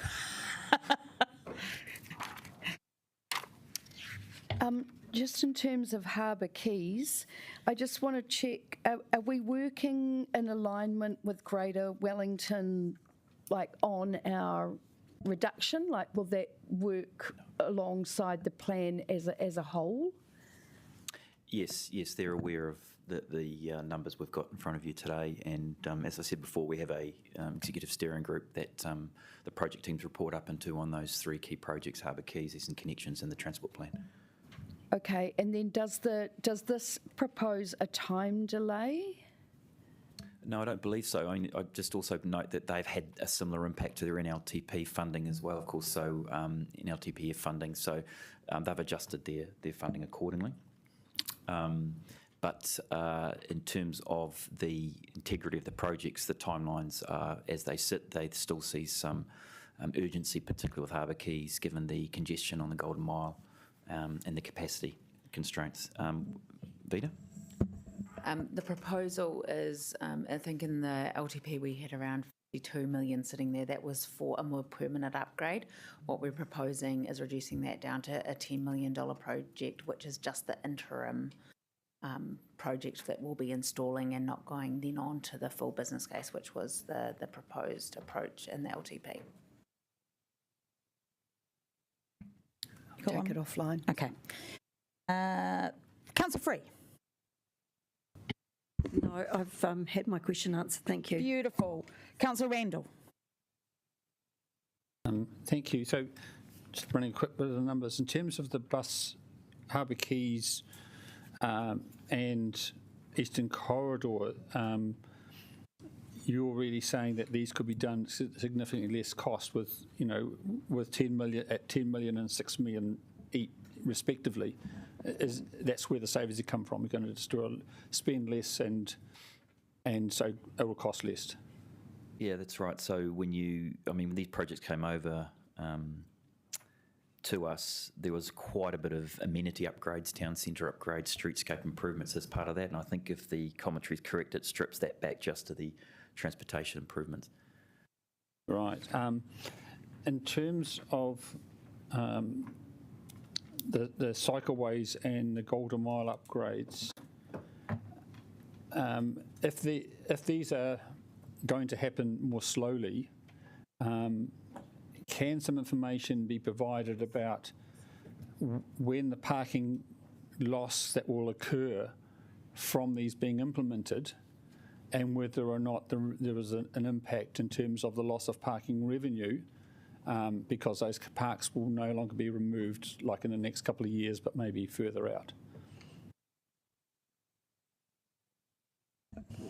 So the Central City cross-city bike connection is still being proposed to be delivered to the same timeframes and not being slowed down. It's the whole program of delivering the bike network that we're proposing to stretch from 10 to 20 years. In terms of the parking revenue, yes, we'll be able to do that, but we do need to move into design because it can vary a lot depending on how much, where we take the routes, how much parking will need to be removed, but it's always one of the things we try to mitigate as much as possible. Sure. So I guess in terms of that cycleways that are still proceeding, how many car parks are going to be lost from that, and what's the revenue from them? We need to do the design work. We need to progress design work to a further stage to be able to have any specifics around that. All right. Councillor Calvert. I think I'll just put some more questions in writing because I need the detail. Thank you. Thank you. Councillor Free. Yeah, actually a couple of fresh ones, but it's okay now if we go backwards and forwards a little bit. I think we're sort of coming to the point where you can ask questions on anything. Thank you. Yeah. Okay. Just to recap on stage 2 of Evans Bay, I see there's no funding for that. Is it envisaged that we could spend some money just to maybe do some triaging work where there are particularly pinch points? In this proposal, we are proposing to continue and finish Evans Bay stage 2. Okay. The other thing is about retaining walls. Now, I understand that the budget's been completely slashed for new ones, or more or less slashed, but we've made some promises to continue to work with our communities to understand in conjunction with the half-price paths. We haven't addressed the issue of shared retaining walls. What's the situation with funding for that? In the current proposal, effectively what we're looking at is you'll see there's two lines that talk to that. One is the retaining walls line. The other one is called footpath structures. Footpath structures deal a lot with half-cast parts, whereas retaining walls are areas where we have unsupported slopes, where slippers happen and we need to put up a retaining wall. Both line items there will see us finishing off in the next 3 years, just finishing off the work that we've started. So commitments of work that we've already started to undertake would be finished off. There would be quite a few projects where we may have begun discussions with the community around potential solutions, but we would have to defer those solutions to happen at a later stage. Okay, is that something that councillors can have an opinion on, though? Presumably. Of course. Yeah, okay. I don't think anybody has ever stopped us from having an opinion on anything. That's very true. Councillor Randall. So since we're at the end, we can step back. Can I just, in terms of the overall package of all of these projects, can officers just confirm that there has been an overall view and that, you know, it's been through ELT or something like that? Yes, absolutely, there has been. I guess one of the caveats that we spoke to earlier was that these figures have been pulled together at pace, and the 400 to 600 million that we've previously suggested as savings was based on inflated numbers. So if we're taking budgets out of the first 5 years, for example, and moving them out to, say, years 6 to 10, that is going to cause an increase to the budget overall because of inflation. Just pause for a second. Thank you, sorry. So, yes, we have, but we need to refine those numbers a bit more to understand what the overall picture looks like. Okay. So I just wanted, stepping back, to say that it's officer advice that we should cancel and postpone community projects but proceed with the Courtney Place Golden Mile and cycleways. Our advice is captured in this slide. In terms of, here are the options that you have available to you to make the cuts that we have proposed. It's up to you to make those decisions on which ones that you want to take up, and that will be the purpose of the 21 November meeting. Okay, thank you. Are there any other questions? Councillor Abdirahman. Now, since we are asking generally from all areas, when I look at it from the housing upgrades over the next 10 years, almost about 100 million cuts. And I don't agree with the cuts, but that's aside. What is your advice based on when you say we're going to cut this much from the social and cultural and from economic development, but this much from environment or that much from the transport? Look, we've provided this advice to you based on the principles that we've been able to develop.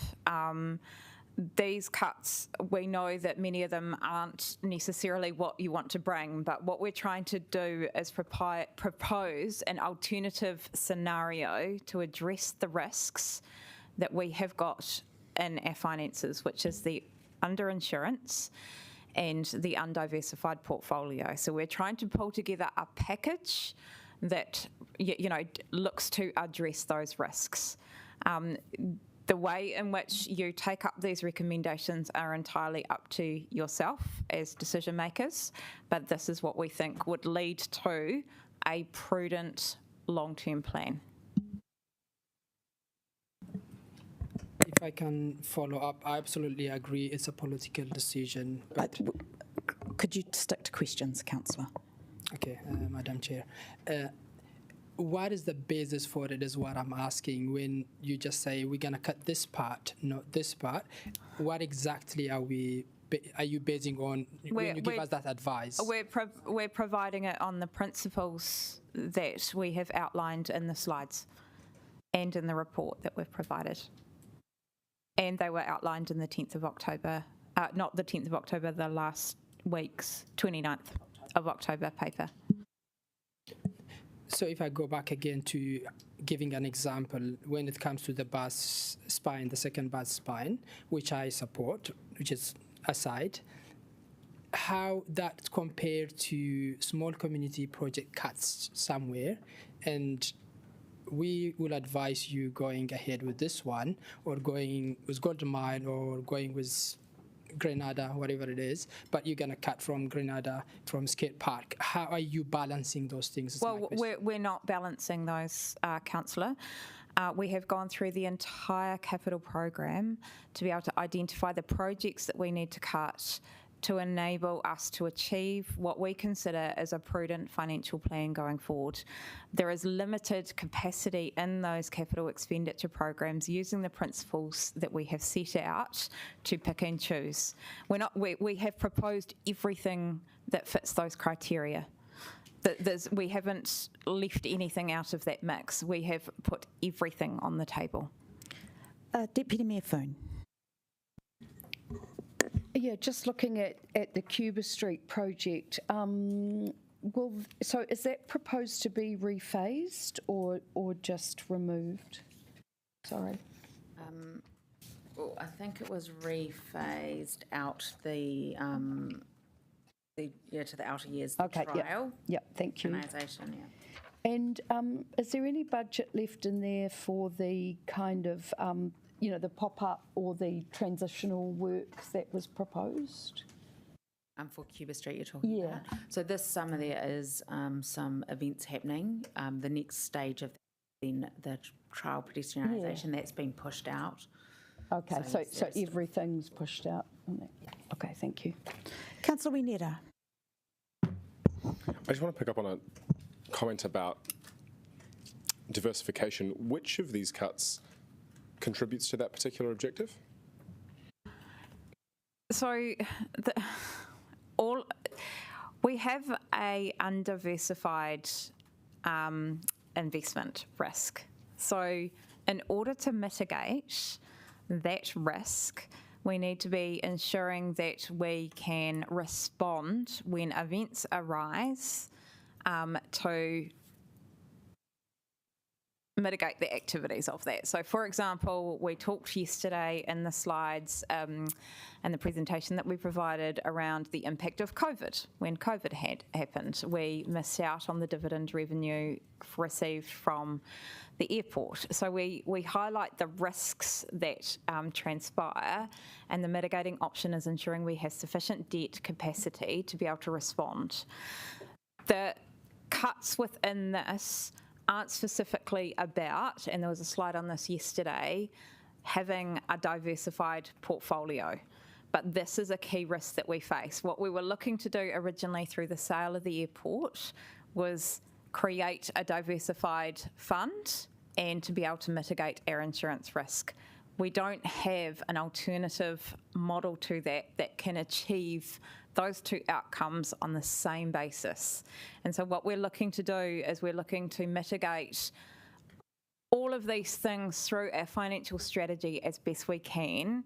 And our advice to you is to ensure that there's sufficient debt capacity in the future to be able to respond to not only those kind of events, but also to a possible event where we require significant insurance to respond.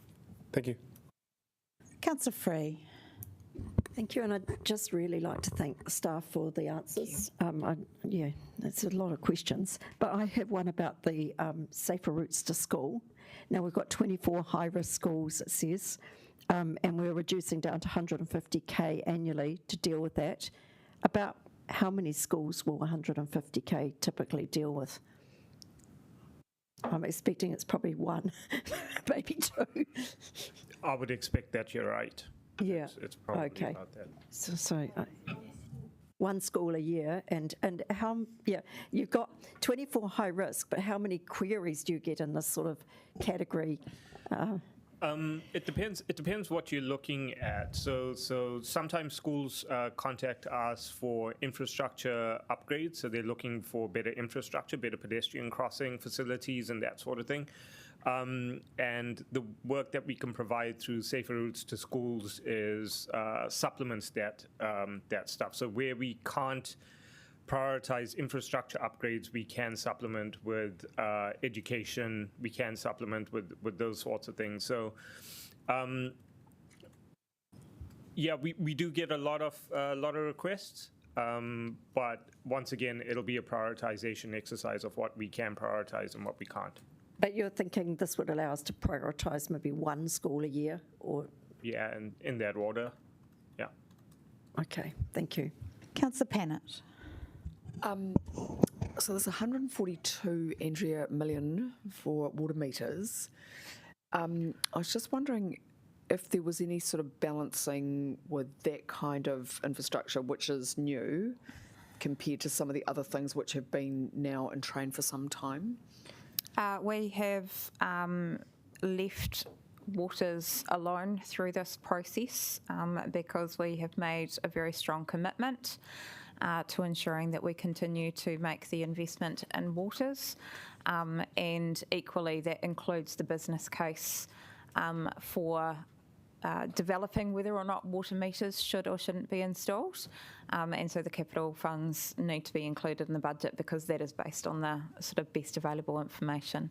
A really important concept here is when we're building this is, you know, we're not going to get all of the costs 100% right. We're building our best estimate, and it relates to some of these conversations around the Tanako Civic Square.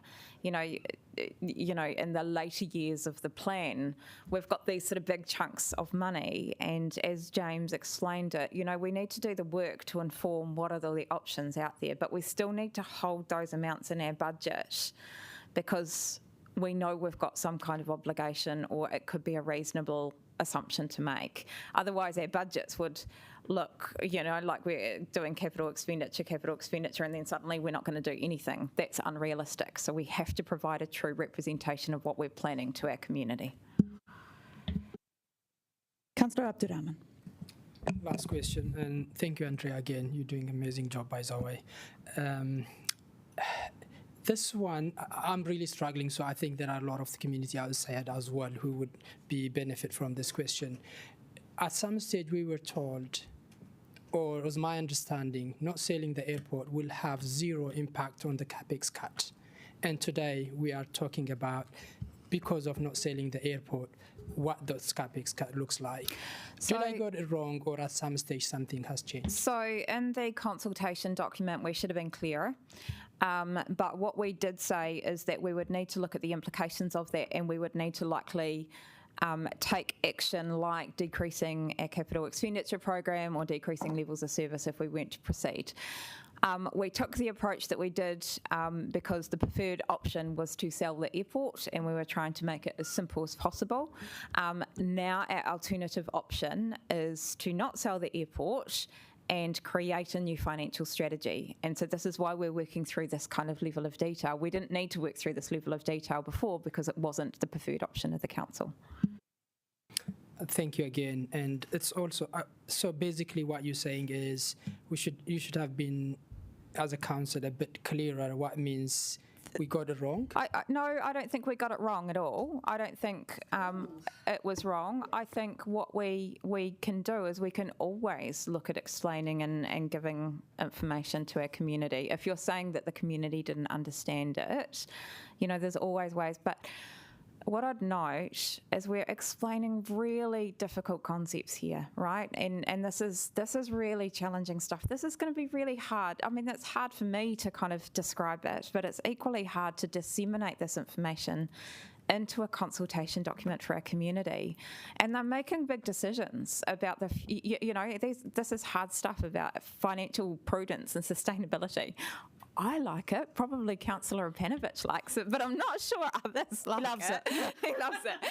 But so you know, what I'm saying is there's always opportunities to continue to present this information in a better way, but we never got it wrong in the first place. It was there in the document, but I think it may have been people's understanding, and we're looking to make it as clear as we possibly can in round two. No, thank you so much. And so Councillor Randall has a question.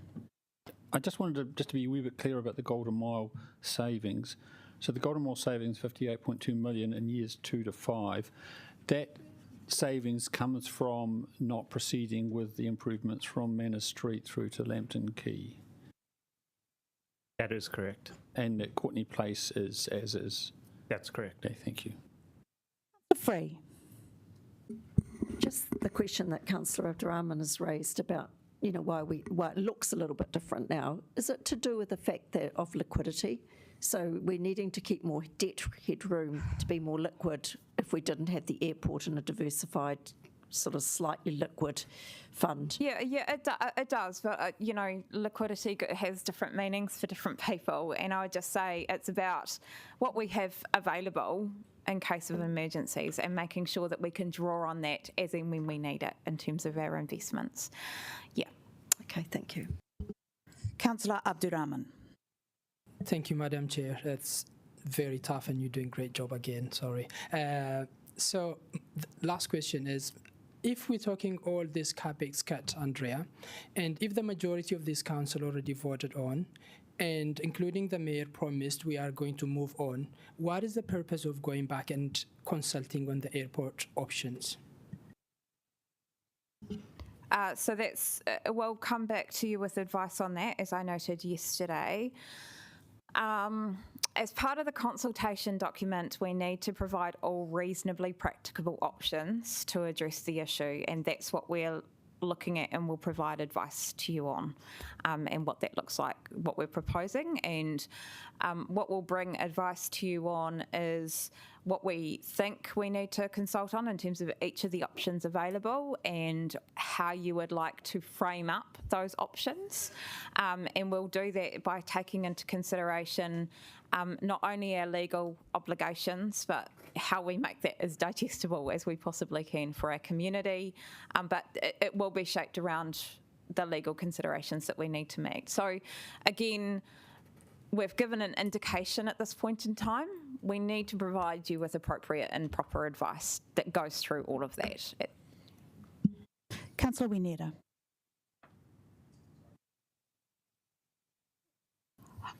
I think you're the last one, so I think that brings us to the end of this session. Thank you so much, Andrea. Thank you to everyone here. Thank you to Baz and Raina.